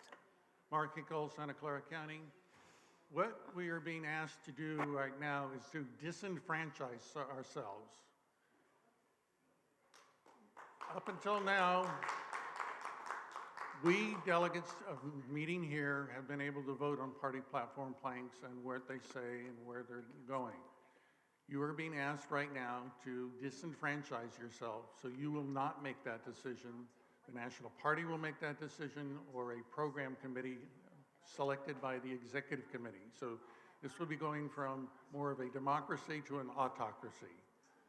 And it's very much against the character of the Libertarian Party. We've always been a bottom-up organization, and now this is converting it into a top-down organization. I don't think this is a smart move, given the political discord by the general public. They're looking for alternatives, and another autocracy is not the alternative that they're looking for. We already got that in the Rs&Ds, so I urge you to defeat this. And let's get on with the motions of, unfortunately, 105 deletions. That's really what you're being voted for, is to delete the party platform plank. That's a shame. Okay, thank you. Next, we have somebody speaking for. Aaron Starr, Ventura County. I'm former state chair, and I've been going to these conventions since 1989. We have spent an inordinate amount of time every single convention tinkering with platform. And it's just not necessary. We have a perfectly fine platform written by the national delegates. It serves our purposes. I think that we can save a lot of time if we don't continue this process of tweaking the platform every year. Most state affiliates do not have their own separate platform. We are unusual. And unfortunately, I don't see anything that really gives us as an advantage over these other state parties. In the very end, what state parties are about, or ought to be, is getting people elected to office, not tinkering with a redundant platform that's already taken care of at the national level. Now, the advantage of voting on this motion, voting in favor of it, is that you will actually wind up with a platform. It's the national platform. If you don't vote in favor of this, the consequence is that we're going to be going down a path where we're going to be considering 105 different motions. Almost all of them are to delete planks. And then there's a few that will be adding some planks that are California specific. Take 105, multiply that by 15 minutes each. That's over 25 hours. You will never get through the platform committee report. Well, all that will happen is you'll have a bunch of votes to remove planks, remove planks, remove planks, and you'll wind up with a truncated state party platform, which is far worse. We're far better off saying, you know what, let's make our national party platform the state, what the state party recognizes. It's going to save a lot of time at this convention and at future conventions, and we can get on to other important business that actually allows us to be a political party. Thank you. Thank you. Against?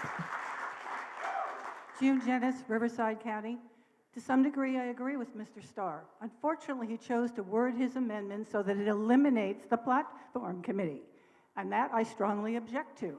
I don't trust the executive committee, a small enough body to be taken over by any faction of this party, to put out the platform for California.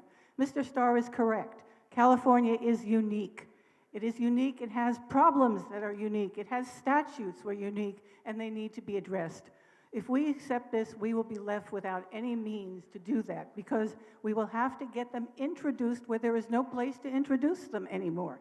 We have basically been failed by the platform committee this time. They were charged with giving us a platform which included national, but was California specific as well, and they failed to give us the California specific stuff. And therefore, I cannot support this motion, which will also eliminate the platform committee and give us the ability to have a platform report in the future which adds California specific information. Thank you.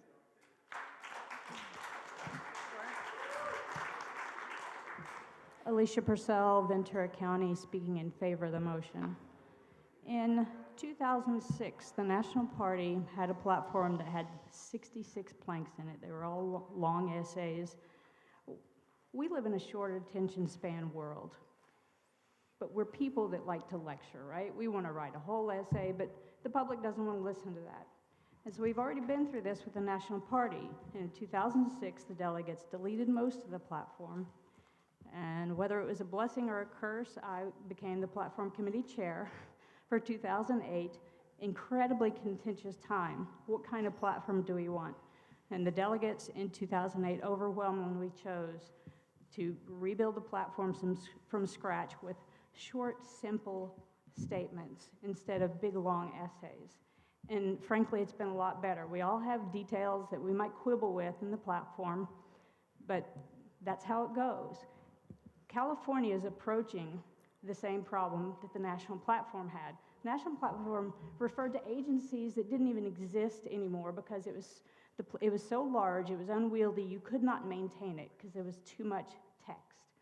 And frankly, California is approaching that. So I speak in favor. Let's let one group do the work. I mean, hundreds of hours can be invested on this. I'm surprised you guys only had 20 hours because my experience is much more than that.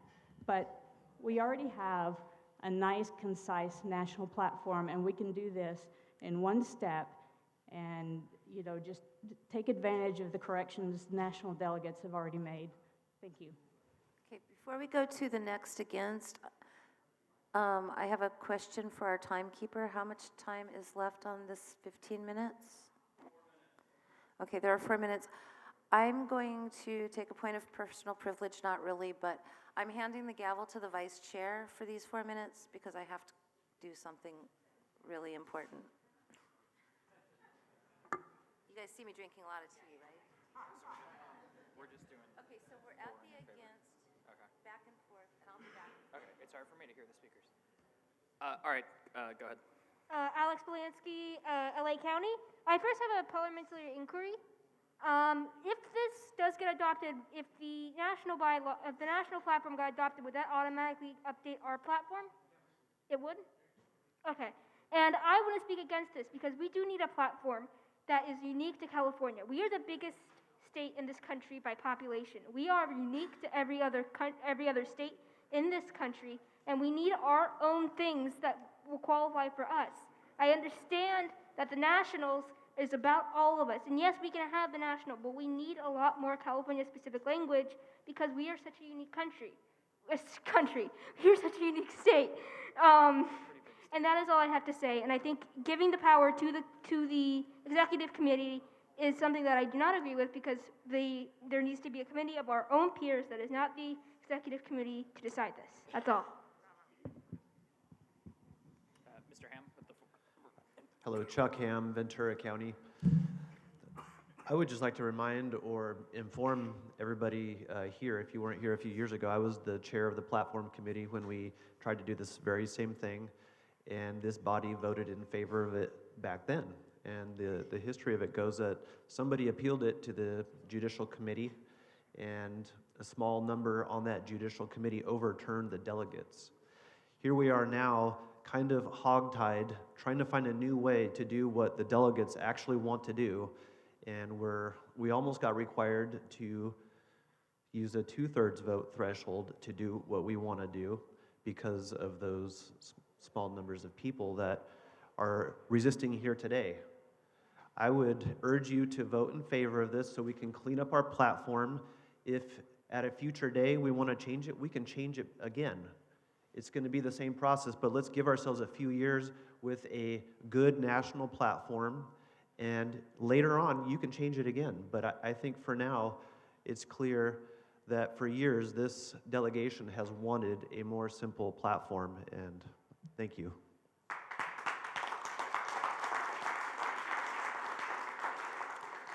Mr. Fastwood, are we on time? 2 minutes. Elizabeth Brierly, Santa Clara County. I've been hearing today from the folks at the other mic about saving time, that part of the purpose of this is saving time. Well, the mission of this body is not to save time. We libertarians argue that if you cede power to the current guy in charge or the current national party, you may not like what the next guy does with that power. We advocate for 50-state experiments and local control. We should advocate that in our own party. The goal of this body is not to save time, it is to save the principles of the LP of California and individual freedom. Okay, somebody that's speaking for? I really urge everyone to vote in favor of this bylaw amendment because it's going to save us all a lot of time in the future, as Aaron Starr said, or Mr. Starr said. To be honest with you, like, we have wasted so many hours over the years and years dealing with this, and we're going to have to keep doing it in the future. It's already been decided once a couple years ago, and a silly judicial committee ruling decided to put us back in this situation. So I would strongly urge you guys to vote in favor of this bylaw amendment, and I call the question. Okay. Thank you. The question's been called. Okay, and it's been seconded. I think we were just about at time anyways, but we had 50 seconds to go. Is there any objection to closing debate? Okay, it's been objected on. This is non-debatable. All those in favor of closing debate, this is a 2/3 vote, please say aye. Aye. All those opposed? Nay. Okay, debate has been closed. We will go to a vote. Everybody understand what they're voting on? If you vote yes, it's going to make the amendment that will essentially put all of the provisions of a California state platform will no longer be in our bylaws, and what we will instead have is one item that says that we adopt the national platform. Does everybody understand? Madam Chair, point of clarification. If this passes, to be clear, this is substituting our current state platform for the national platform. Is that correct? Correct. Okay. This is not referring to the national platform. This is actually the national platform. Is that correct? I believe that that is the case. It's going to be that the national platform is our state party platform. It will be stated as such in the bylaws. This is adding to the platform there. It requires 2/3 vote. No, this is a bylaws amendment that we just went through a whole thing on that's going to require a simple majority. So, point of clarification, if this passes, the national platform then becomes our state platform. Will it say the Libertarian Party of California, or will it still have all the references to national in it? It is going to be the national platform. My And it will understanding say of this national amendment- defense, and it will say all those things. Actually, let's do this. Can I see the text? Right, but it doesn't say Libertarian Party Okay, of California. It'll just so everybody is like super clear, not fitting. That's what this does is it takes out everything in Bylaw 20 platform and replaces it with the national party platform shall be the party platform. So the national party platform shall be, and in our bylaws, party is defined as the Libertarian Party of California. The national platform shall be the party platform. So to be clear, this would say national. It would not say California in the document if this passes. Is that correct? Okay, no, there's no California in this sentence. Thank you. The California part of the sentence is the implication that party in capital letters is the Libertarian Party of California. But the national platform shall be the party platform.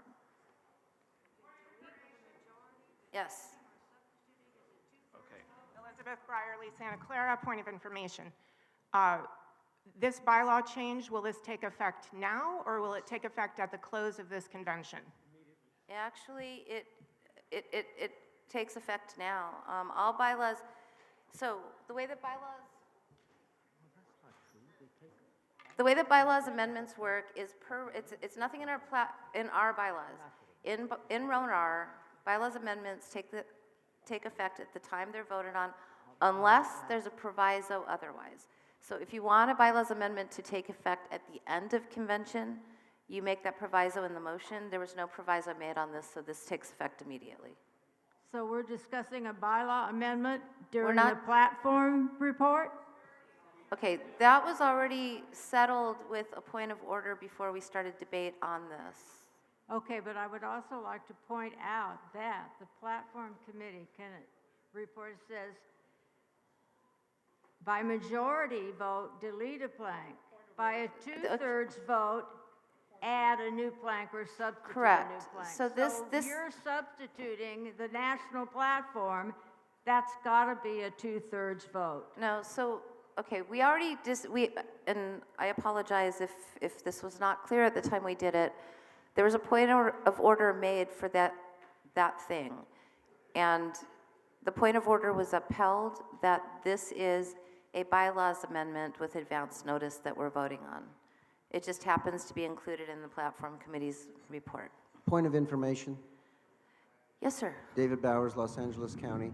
I believe that vote, the two-thirds vote, was whether required a suspension of the rules. That was the point of information that I believe was made. I don't believe it was made whether this would take effect immediately or not, and it may require two-thirds. That's my No. only comment. Okay, That's if my that- only is that a comment. point, is that a point of information or a point? That's my only comment. Okay, I understand your comment, but you, I believe, asked a point of information which would require an answer. Okay, so I'm giving my answer. The answer is what we voted on was that the point of order was that this would require a suspension of the rules to consider a bylaws amendment with advance notice at this time because it would not be part of the platform committee report. The body ruled that that point of order was not valid. The body ruled that this could be done now as a bylaws amendment with advance notice. Yes, ma'am. I'd like to amend the motion. Can't. We're at a vote. It's too late. The question's been called. Right now, the only things So the proviso that the chair mentioned, it's too late for the proviso about it taking effect. Thank you. Yeah, everything's too late. Right now, the only things that are in order at the microphone, points of order, points of information, or any incidental motions, which could include any incidental motions, which are listed on your RONR cheat sheet. Madam Chairman, I have a point of information. Yes, sir. Since we're voting on something can we have a copy of the national platform so we can see what we're voting on? Okay, it's online and there was advance notice for this, so I think that it's too late to try to do that now that we are actually at a vote. Is there additional points of information, Yeah, points I of have a order? point of information, please. Rajani Mayatico from Orange County. I just want to clarify and confirm that a yes vote for this effectively removes the platform, it deletes the platform committee. That will no longer exist after that. It will no longer exist. If you scroll down in that, let's scroll down so everybody sees everything they're voting on. It makes the platform the national platform, getting rid of everything else. There's strike-throughs for everything else, which includes the platform committee, which would no longer exist. Point of information. Yes, Dave sir. Bowers, Los Angeles County. Real quick, so when the bylaws come up again tomorrow, someone could make a motion from the floor to create a platform committee. Would that be a correct statement? Actually, yes. Okay, cool. Point of order. No, they could do that. No, that would be an order. It could be done a couple different ways. It could be done to rescind something previously adopted, which would have to be made a motion by somebody that voted on the prevailing side, or a bylaws amendment could be made from the floor that could do the thing you're trying to do, but that would be from the floor and would require a 2/3 vote. Yes, sir. So if I vote for this, I could make a motion to rescind that portion of it tomorrow. Is that correct? That is correct. Okay. Yeah, point of order. Yes, Can I- sir. Scott Lieberman, Santa Clara. I guess it's a point of order. I request that we don't even have a vote, that when we vote on this finally, I request that we have a counted vote, even if it's obvious what the result is, so it's obvious to everyone in the room what the actual result is. And by the way, I was going to do that. I was. But since this came up, if I did just a voice vote, which is in our bylaws, somebody could call for division. It would require 10 people to call for division, at which point it would be a counted vote, which could be accomplished just by standing and me gazing, or it could be a standing vote with people calling numbers. So just so everybody understands that that's the rules.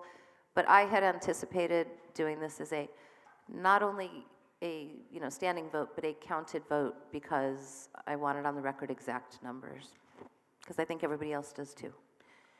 Any other points of information, points of order, or incidental motions that would be in order at this time? Madam Chair? Yes, sir. Point of information, Richard Fass, Contra Costa County. If there is a desire to divide the question, when is the appropriate time to do that? So A long time ago. going forward, I mean. Yeah, we're at a vote now, so it's totally past time. So to divide a question, first of all, it has to be a divisible question. It has to be that there's two separate points that you're voting on that can be easily divisible. If it's one point that you're trying to willy-nilly divide that doesn't work or make sense, then it's not divisible. The time for that is during the 15 minutes of debate, when you can make motions to amend, you can make motions to substitute, and you can make motions to divide, or any of the other subsidiary motions. So in summary, during debate, you're saying? Correct. Thank you. Okay, is there any other things that are in order at this time before we go to a vote? Okay, we're going to go to a vote. Hopefully this time I don't spill my tea. We're going to do a standing counted, well, there's no straw now. So we're going to do a standing counted vote. Those in favor of this bylaw amendment, please stand and hold up your badges. And when I count to you, say your number and kind of try to watch my finger. Can I be one? Yeah, okay. One.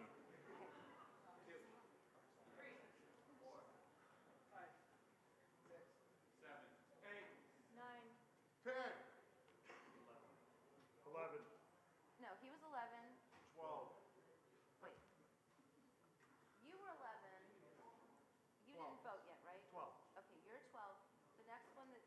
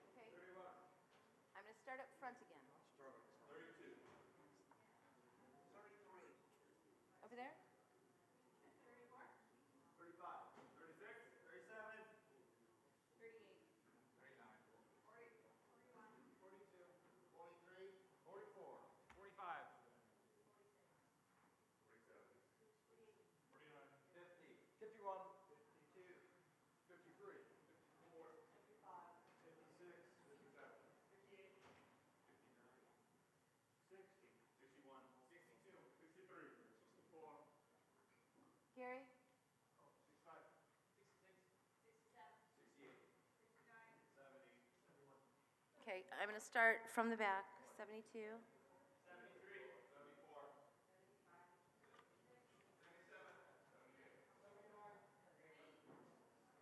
That was two 80s.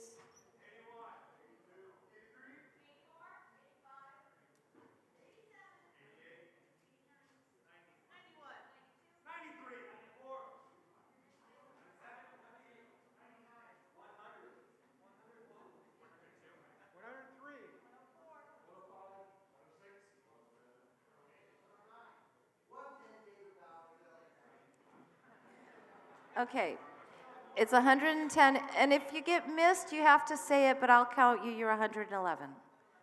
And, okay. Yeah, because you gotta stand and sit at the right times. It's 111. All those all those opposed, please stand. Okay, we're gonna start over here. 1, 2, 3, 4, 5, 6, 7, 8, 9, 10, 11, 13. Okay, back there. Okay, over there. 16, 21,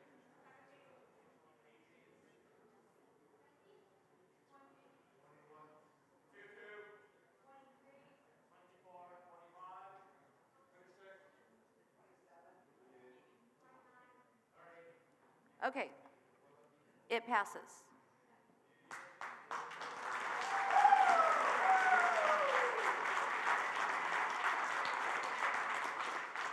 Okay, what do we have going on? And what was the final vote? There were a couple of us that were not 111, counted. 32. Oh, I didn't count. object, Okay, it's Madam Chair. 132, 130. Okay, who didn't get counted for the noes? We were at 132.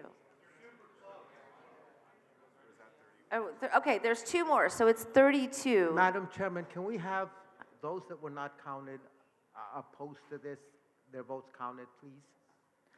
I'm sorry?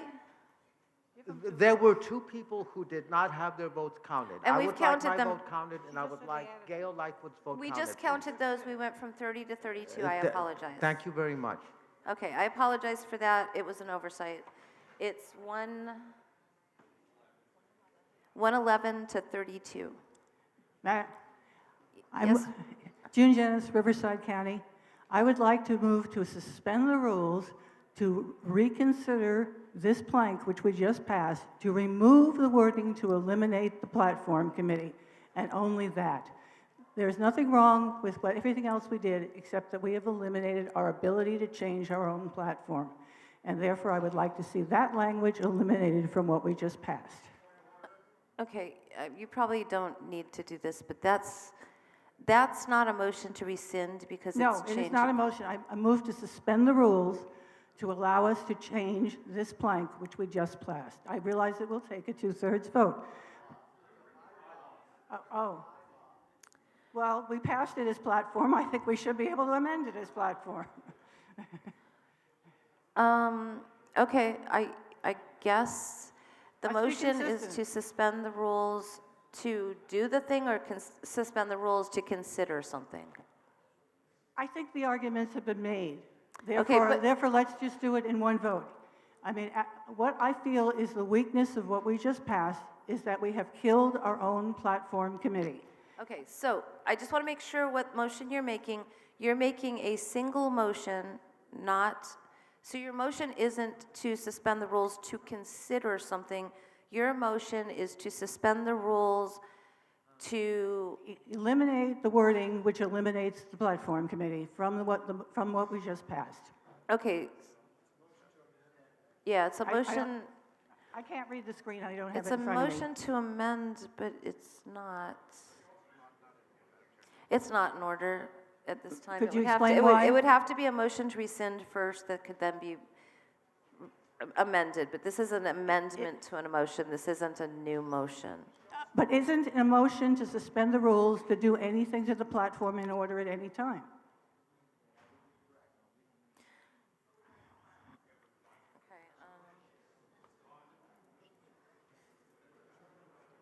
Okay, all right. I've been suggested that maybe I should change the wording.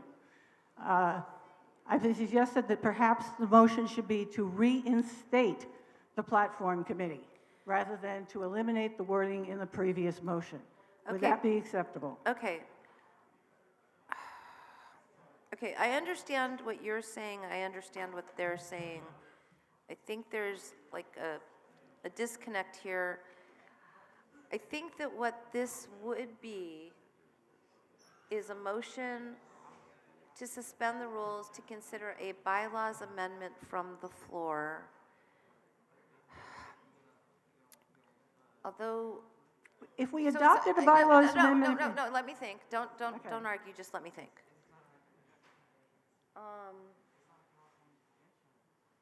So I just spoke to the parliamentarian. He believes that this would be a motion to reconsider or to rescind something previously adopted. No. I don't believe that Yeah. that is what she's attempting to do. I No. don't think she's attempting to rescind what we previously adopted. She's trying to make a new amendment that would, one, still get rid of the party platform or the California platform for the national platform, but her amendment is to then leave the platform committee in place. So that next time we can add California-specific planks. But Otherwise, we have no ability except to raise them individually from the floor, which will Okay. never get in. I understand what you're saying, and I'm going to rule it out of order because if we have no California-specific platform to amend, there's no platform committee that requires amending it. It would first require putting back in a California-specific language in Bylaw 20 to state that we have a California-specific platform of some sort. So what is your advice to those of us who want to still see a California platform committee in existence? To make a motion to rescind what was I previously don't- adopted. I think that's futile because it will not be rescinded. There are too many people who want to substitute the In that national. case, that I would suggest that you come up with another way to propose it so that it still has a California-specific platform of some sort in the bylaws that the platform committee would be doing. Okay, bottom line, I'm sorry, that motion is out of order.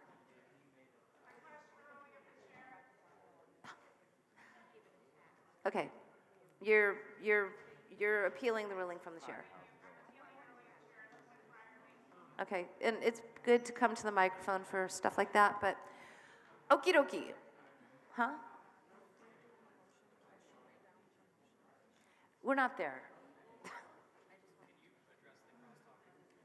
Yeah, so everybody settle down, stop talking amongst yourselves. If you want to talk amongst yourselves, go outside. It's distracting people like our vice chair who's having trouble hearing over the stuff, and other people as well. Okay, so Ms. Brierly has appealed the ruling from the chair. That has been seconded. Once again, we're going to do an appeal from the ruling of the chair. The way this works is I get to talk first. The reason I ruled it out of order is because it doesn't make sense. It just doesn't make sense. You can't have a platform committee dealing with a platform that's California specific that doesn't exist in our bylaws. If Bylaw 20 states that our platform is the national platform, we can't have a platform committee, and I'm speaking to mine, and you'll get to speak to yours, but I'm speaking to my ruling, because I get to go first, and then it's after that. The reason is because it makes a conflict. It's a pure conflict. How can we say if our platform is the national platform that we still have a bylaws or a platform committee that has no jurisdiction over the national platform? The National Platform Committee is the one that does national stuff, and it's the national delegates that vote on national stuff. So the California Platform Committee would have no reason to enter. There would be nothing to do because we don't have the thing.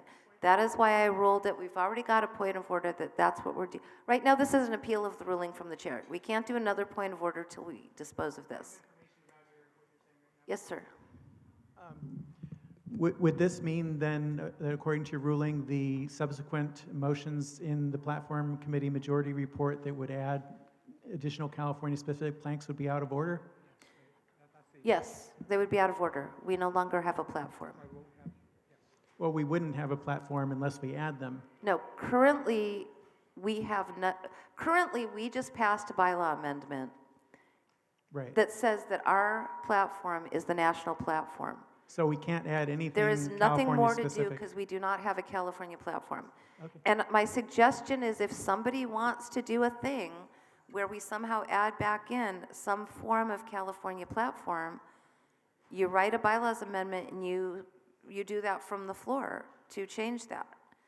It would have to be an actual something to put into the thing, which would require first rescinding what we just did. Okay, we're back to your appealing. You get to talk. Thank you. So as I understand it, what passed is not that California shall not have a platform, but that the California platform, implied a California platform, shall be the national platform. The implication being that we do have a platform. It is not simply a reference to people, hey, we don't have one, go look at the national. It is that the California platform is the national platform. Therefore, a platform committee would be in order.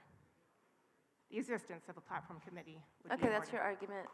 And you were speaking, okay, so you're speaking against my ruling. If you're going to be speaking for my ruling, you want to be over here. Yes, sir. So I urge you to sustain the ruling of the chair. The national party platform shall be the party platform. It doesn't make sense to have a platform committee here because it's the platform committee at the national level who we actually appoint somebody to that will make changes to the national party platform.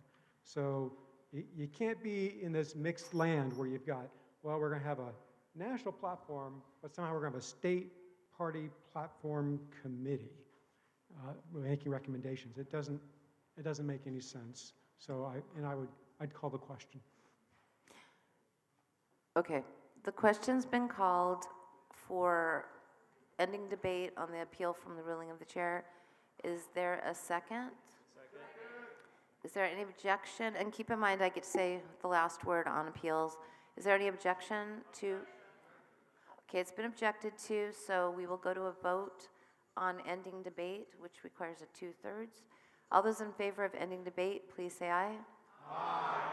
All those opposed? Nay. Okay, we have ended debate. My last words on the subject are, I think there's a way to do what you want to do, but this is not the way to do it. Because the way that this is trying to do it is to have something that conflicts with our own governing documents. So that is the reason of my ruling. Okay, everybody in favor of upholding the ruling, sustaining the ruling of the chair, please say aye. Aye. All those opposed, say nay. Nay. Okay, my ruling has been upheld. I don't think there was any need for any kind of counting on that. It was pretty clear. Okay. Point of information. Yes, sir. Mark Hinkle, Santa Clara County. So in the committee chair's report, he said there's going to be a way to have California-specific platform planks. What is the mechanism to actually do that? Okay, I believe, and Because it seems one like moment, we just please. eliminated it. Okay, this is a point of information, and I believe, if I'm not mistaken, that what was stated in the report for this amendment was that we still have the party program. So it would not be platform planks, it would be program planks, which are already I incorporated. believe the word he used was party platform planks. So was that a lie? He Yeah, corrected okay, I'll take it as a lie. Okay. Okay, so just so everybody knows where we're at real quick, because I think we really don't know at this point, we are still at his committee report, right? We're still at the platform committee report. He has another proposal that still is relevant, because if you'll recall, he said there was proposal 1 and proposal 2 that needed to happen to do the thing we just did. So we still got that one to go. So we're still there. So, yes, sir.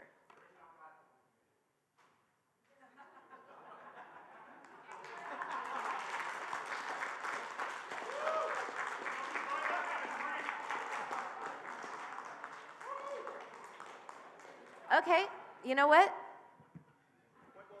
You got me.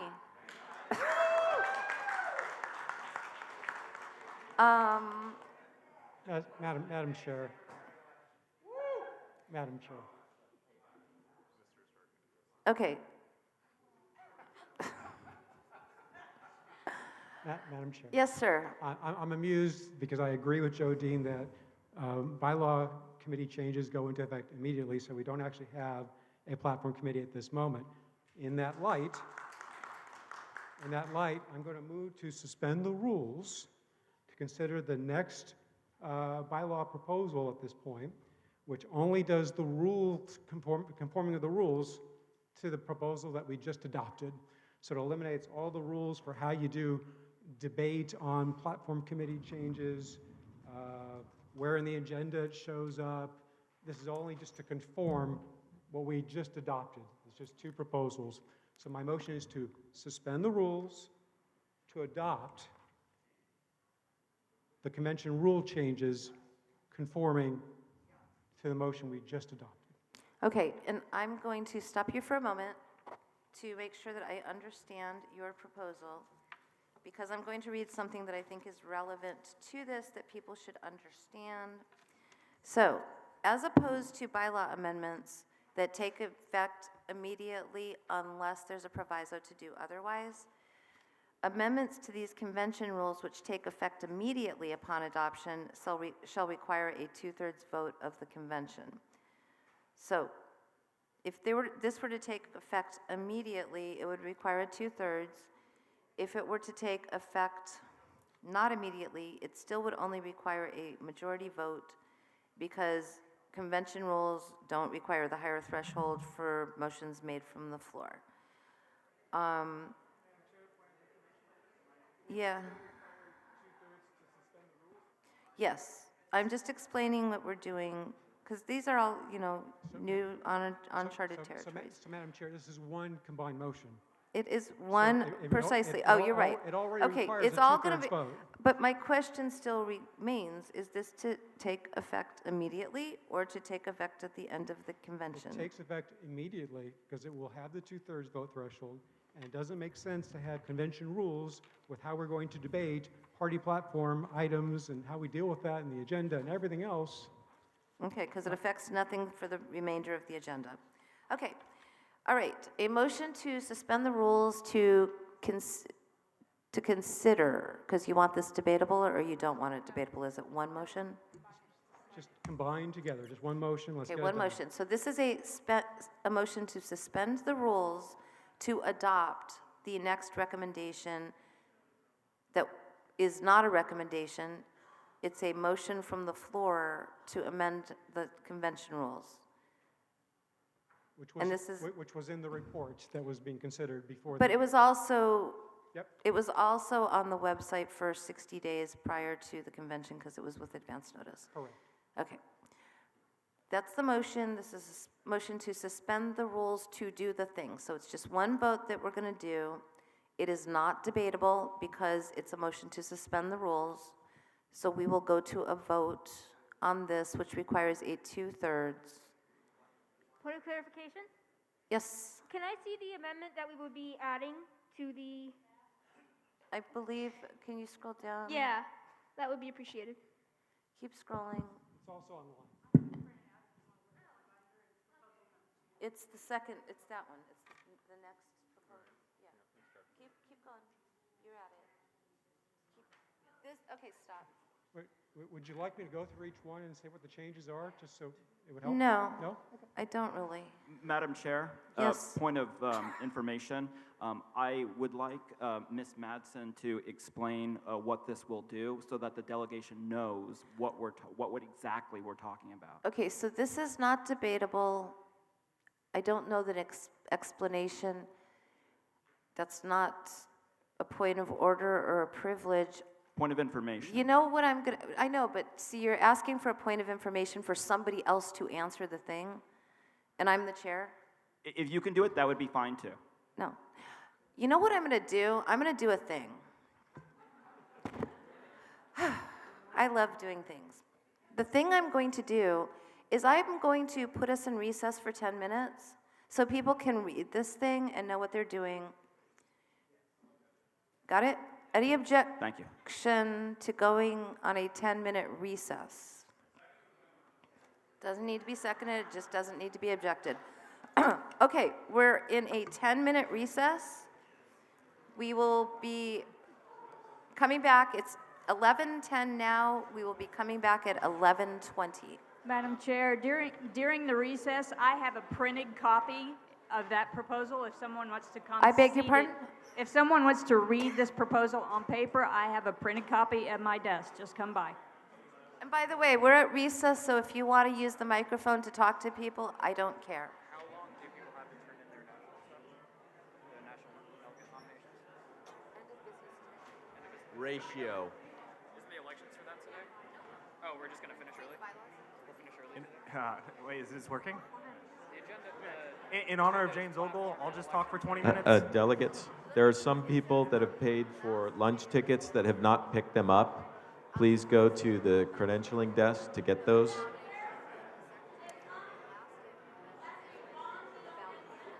Follow me on SoundCloud.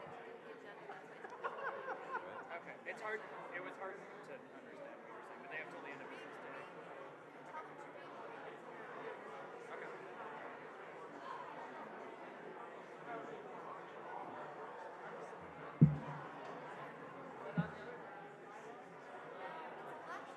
Most people weren't prepared for elections till tomorrow.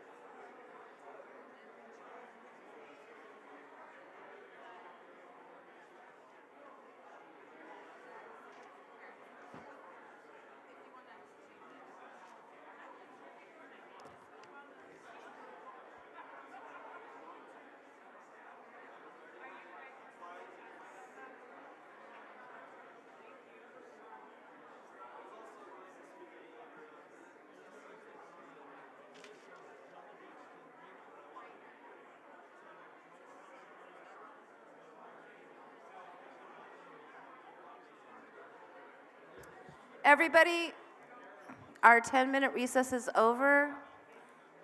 What? Okay. That our 10-minute recess is over? We actually went 2 minutes over the 10 minutes. I need people back in the room. Everybody that's outside, if you can hear my voice, come back in the room. We're back in order. We do have quorum, so we can start, but I'd like people back in the room. Okay, we're back in order at 11:22. Where we were at was a motion to suspend the rules to consider the amendment to the convention rules that were given with advance notice. It would be one vote. It's non-debatable because it's a motion to suspend the rules to do a thing. This is non-debatable. So we will be going to a vote unless there's some kind of somebody that wants to do something else like an incidental motion or something like that. Okay, I don't hear anybody doing that, so we're going to go to that vote. We're going to a vote now. And I'd like people in the room with the doors shut so we can vote. Sorry to be such a taskmaster, but you know.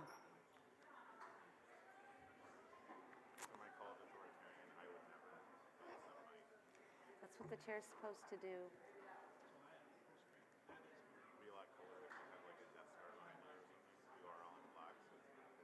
No, I've got my butterfly. Okay. All right, I'd like to get the doors shut so we can go to a vote. Can we please close the doors?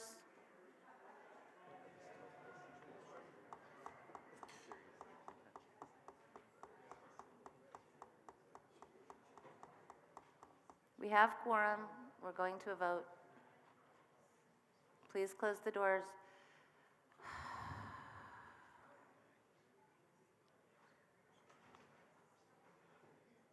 Okay. The doors are closed. We're going to a vote. This is a motion to suspend the rules to adopt the amendment to the convention rules that was given with advance notice. This requires a 2/3 vote, is undebatable. All those in favor of suspending the rules to adopt the amendment to the convention rules, please say aye. Aye. All those opposed? Nay. The motion passes. Mr. Starr. Yes. I'd like to actually make one more motion to suspend the rules. There's one other requirement. There's only one other mention of the platform committee in the bylaws. It requires a 2/3 vote to amend, so I didn't want to bring it up in the original proposal. And it's in the judicial committee section, which is bylaw 14, section 2. It currently states, a judicial committee member may not be a member of the executive committee, the operations committee, the platform committee, or the program committee. That's that first sentence. So that one sentence, I just want to strike out the words platform committee, because there is no platform committee for a judicial committee member to be a member of. I have a question for you first. Have you given this to the secretary in writing? I have not. It's just striking these three I words. understand that. Just so everybody knows, Yeah. for any amendments given from the floor, per our convention rules, you need to give that amendment to the secretary in writing. Okay, thank you. Objection to consideration? I believe this is out of order at this time, why and I suspension propose the recreation of a platform committee, so it's premature. So please, Mr. Starr, if you feel this is necessary, will you put it off till later? I have no problem putting this off till later. I'm just simply saying that right now you got a mention of the platform committee that doesn't exist. Okay. We're in agreement, I think. Okay. Well, I'd still like to suspend the rules and go forward. I'm just not offended if it doesn't Okay. happen. Stop crosstalk. Okay. I guess it's a point of information. I thought it was optional to have to give the ruling. Not if the I'm chair sorry, I mean to directs. the amendment. It's optional unless the chair directs you to do so. And it was in the rules that got passed out. I'm requiring it. I mean, I don't agree with what Aaron's trying to do, but I think that, you know, it's unnecessary to make him I go up there understand what and you're give it a saying, and, ranking. and you're correct. It's optional unless the chair requires it. Okay. We have a motion to suspend the rules to, Eliminate the only mention now of the platform committee in the bylaws, which is in the judicial committee section, which says that a member of the judicial committee can't be a member of the platform committee. Now, if this doesn't get adopted, it's no real big deal because there's no platform committee for you to be in conflict with. But you know what? You might as well adopt it just to clean up that language because that's just the last relic that's remaining. I'm gonna Can I speak take against? I'm gonna take a minute to do something. No, I get that. I'm looking up one other thing, and just give it to the secretary, but I'm looking up one other thing. Bad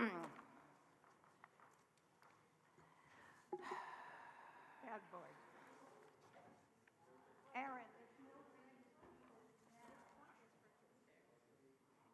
And we'll have to undo it if we put platform committee back in place.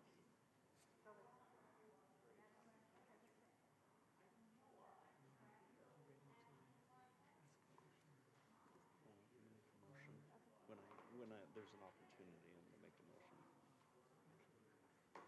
to adjourn for the day. Huh?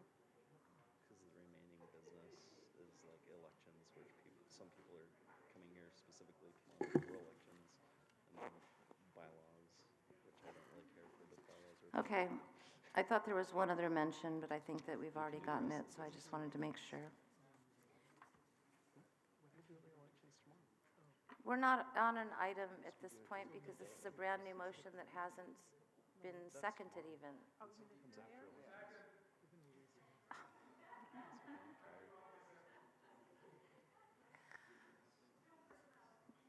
For what? What is 10 minutes? The motion just got made. Time hasn't started. Okay. Thank you. Okay. A motion has been made to suspend the rules. Is there a standing second? We need 16 people standing.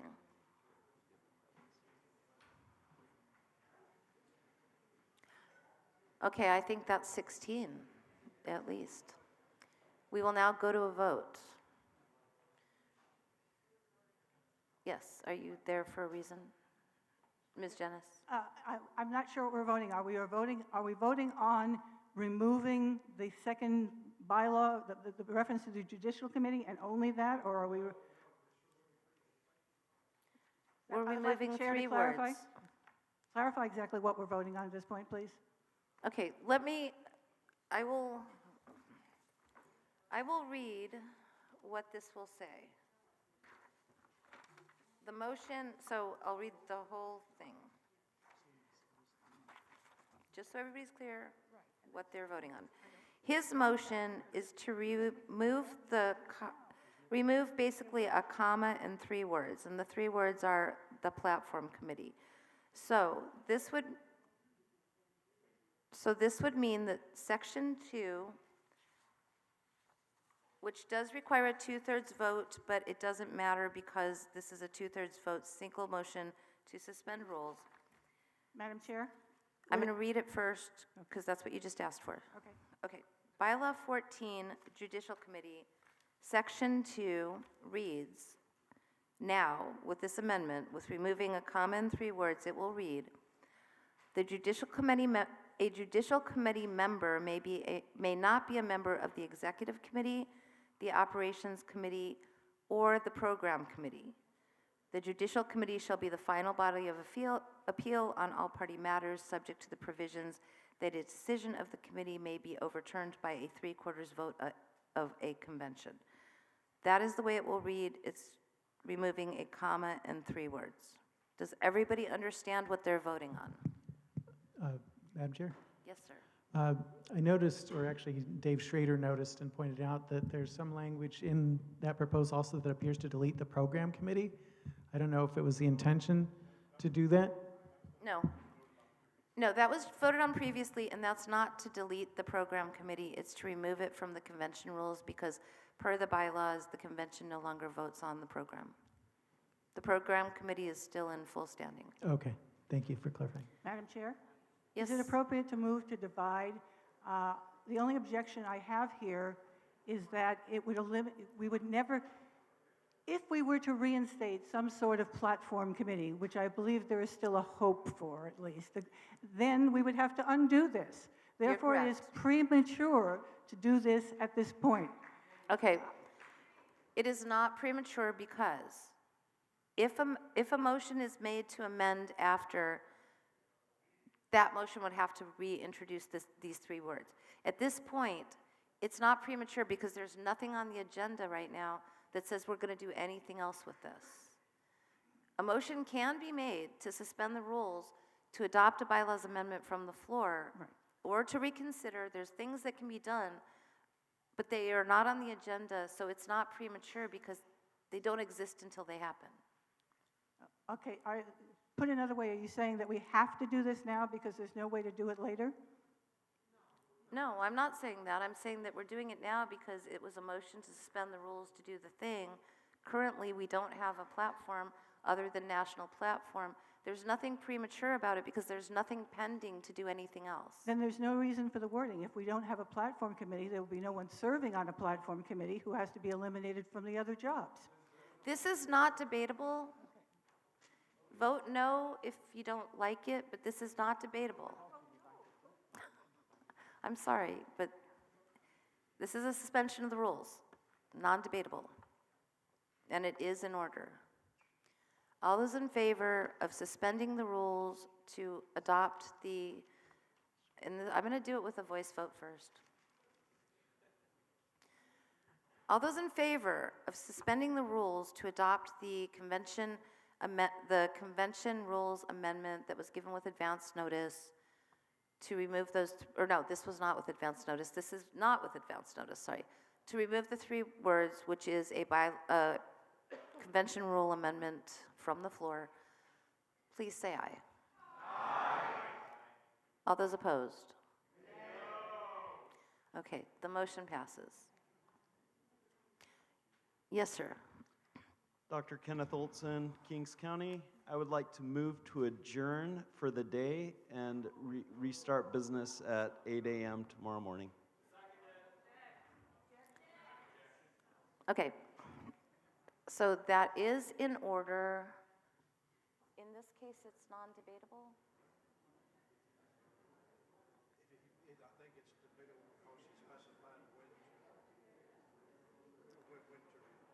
Okay, there's objection, which means it's going to go to a vote.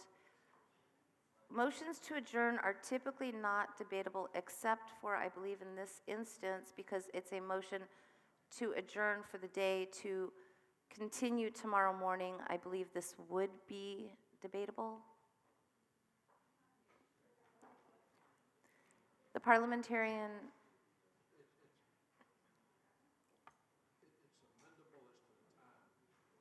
But is it debatable?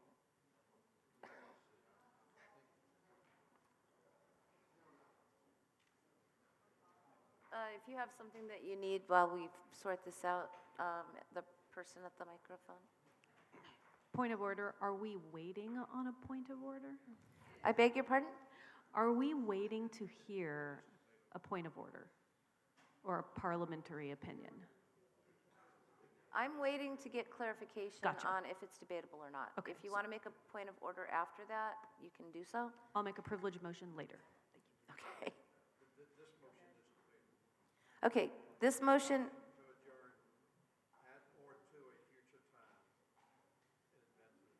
Okay, that is what I thought, but I just wanted to have confirmation. This is debatable. So, and this is an incidental motion, not a main motion, so it only required a second, which it had. It doesn't require a standing second, so we are now in debate. Would you like to speak to your motion? Yeah, I know, personally, I know several people who intend to be here tomorrow to continue with the elections, who are intend to be candidates for those elections. I know people who intend to be here to vote in those elections. I think that it's inappropriate to move into elections, like we could maybe go into other business, maybe the bylaws report or something, but that's not the order. Yes, it is. The order is to go into elections, is it not? Not anymore. We just passed a motion that changed the agenda. Oh, okay. Actually, our next ordinance is the bylaws committee. Is that accurate, Madam Chair? Yeah, we did. Yeah, no, we did. I am thinking about what he just said, and I believe that he's correct. Can I get does somebody have the wording of no,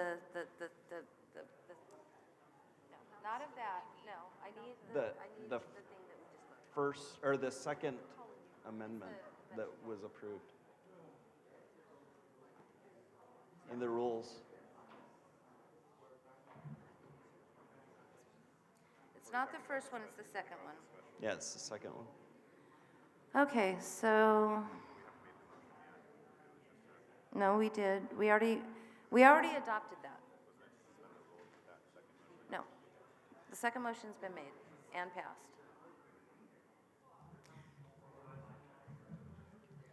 So everybody knows where okay, that's good, okay. One moment, I've got it here. So for those of you that don't remember, what we did was we did the first motion that was in the then platform committee's report, which was to adopt a bylaw amendment with advance notice. After that, a motion was, we were going to go to the next one, and we were reminded there is no longer a platform committee, therefore there was no longer a second recommendation. At which point a motion was made to suspend the rules to adopt the second proposal that had been in that report but was also given with advance notice to amend the convention rules, which had a number of parts to it, which is why we went on a 10-minute recess for everybody to read those parts. When we came back, we voted on that. That was a motion to suspend the rules to adopt the convention rule change, and part of that convention rule change is Rule 4 agenda. So the business of the convention shall consist of the following items and shall be conducted in the following order: credentials report, report of party officers and working committees, consent calendar, bylaws committee, elections in the following order. Because that motion was made to take effect immediately, it means that essentially the platform committee report doesn't exist any longer, so the next item on the agenda would be the bylaws committee report, not elections. And that's what was voted on. Madam Chair, Yes. I call the question. Okay. On the debatable item of adjournment, I call the Perfect. question. I just wanted to make sure where Yes. we're at. So the question is called, and the question was still called to adjourn until tomorrow morning at the start of business, which is already set and scheduled for 8 o'clock in the morning. The question has been called, is there any objection to ending debate? Okay, it's been objected to, so therefore this is non-debatable. We will go to a vote. 2/3 required to end debate. All those in favor of ending debate, please say aye. All those opposed? Okay, debate is ended. We now will go to a vote on adjourning until tomorrow morning. So it's not adjournment of the entire convention. It's adjournment till tomorrow morning, where orders of the day will be bylaws committee. Request for information? Who is first? Okay, yes, sir. Just to be clear, right now, if we vote yes, we'll be adjourned till tomorrow morning. If we vote no, we'll go immediately to the bylaws committee report next, at which point I suppose at the end of the bylaws committee report, one can make another motion to adjourn at that point if you wanted to. So I just want to be clear, is that what's going to happen right now? Is it going to be bylaws committee if we vote no? If you vote yes to this motion, which is to adjourn until tomorrow morning, then we will be adjourning until tomorrow morning, where we will pick up with orders of the day of the bylaws committee. Point That of is- information. Yes, ma'am. Point of information. Elizabeth Brierly, Santa Clara. What's on the agenda at 1:15 today, and will that still happen if we are not here?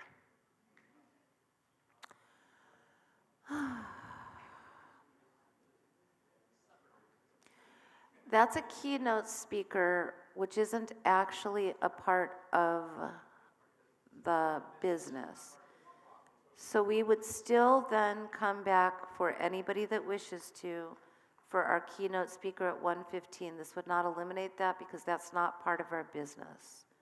So at 1:15 after lunch, we would still come back for the keynote speaker, but there'd be no business after that.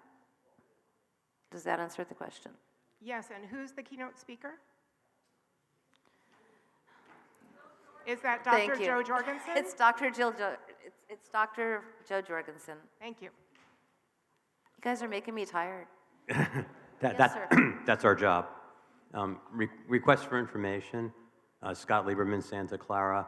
I assume that there's a hard stop time on Sunday at which no convention business can be conducted, after which we would have to adjourn sine die, which means the whole convention. So at what time is the hard stop on Sunday? It's 5 o'clock. Okay, thank you. Point of information, Yes, sir. Mark Hinkle, Santa Clara County. At what point and what motion would I have to make to introduce a motion from the minority report concerning homelessness? It would be out of order because we no longer have a platform. Oh, okay, so we're back to the big lie. I'm sorry? The lie was that we could have California-specific platforms. That's what the committee chairman said. So that's not true. That's a lie. Okay. Can I get a ruling from the chair that that's a lie? Because it is. It's a big fat lie. Yeah, it was a lie. Can I get somebody to admit it was a big fat lie? It was a lie. Right, so when the proposal, okay, so I'm going to answer this because I'm taking this as a point of information, or a point of order, or a point of something.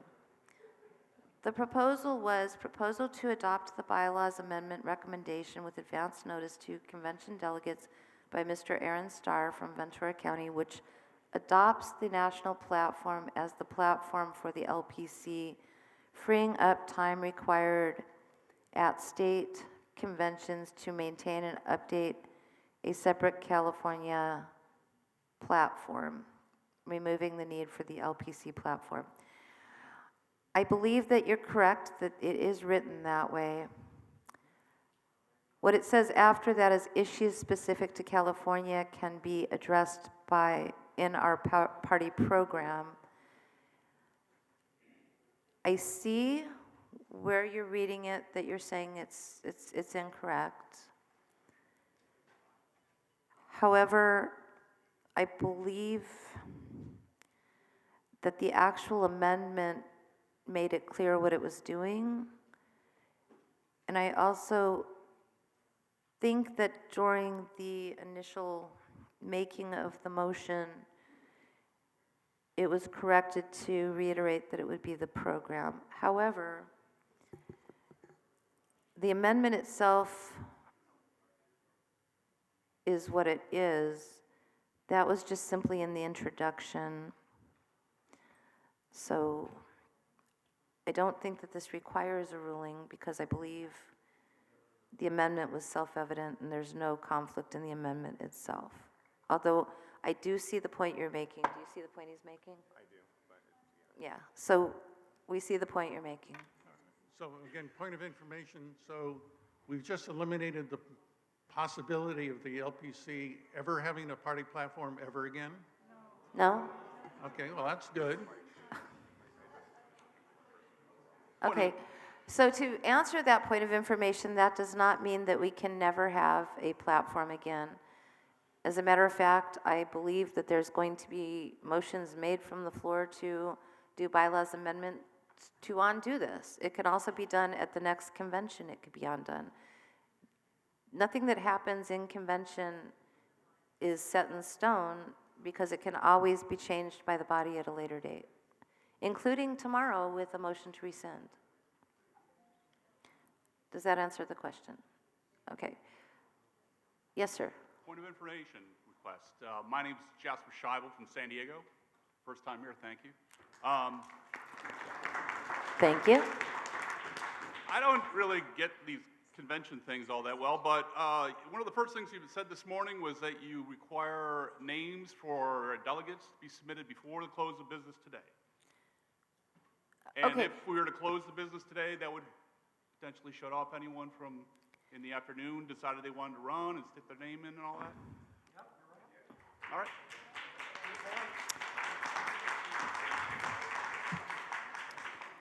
All right. Okay.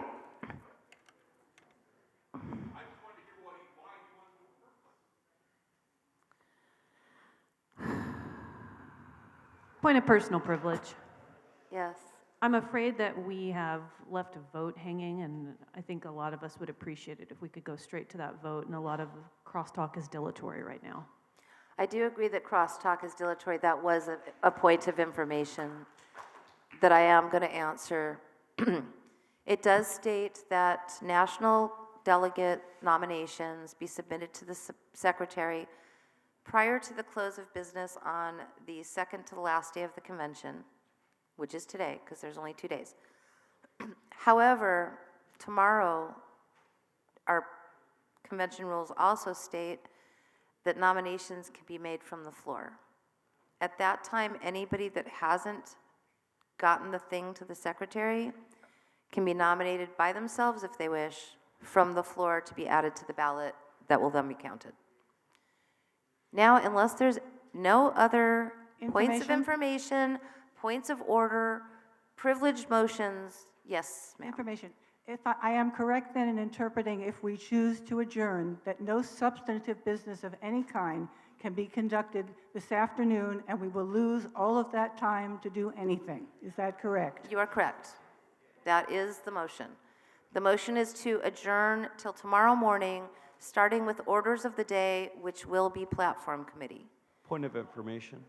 Yes, sir. Is it possible to rescind my motion at this time? Because now with the new orders of the day, I would like to do that if it's possible.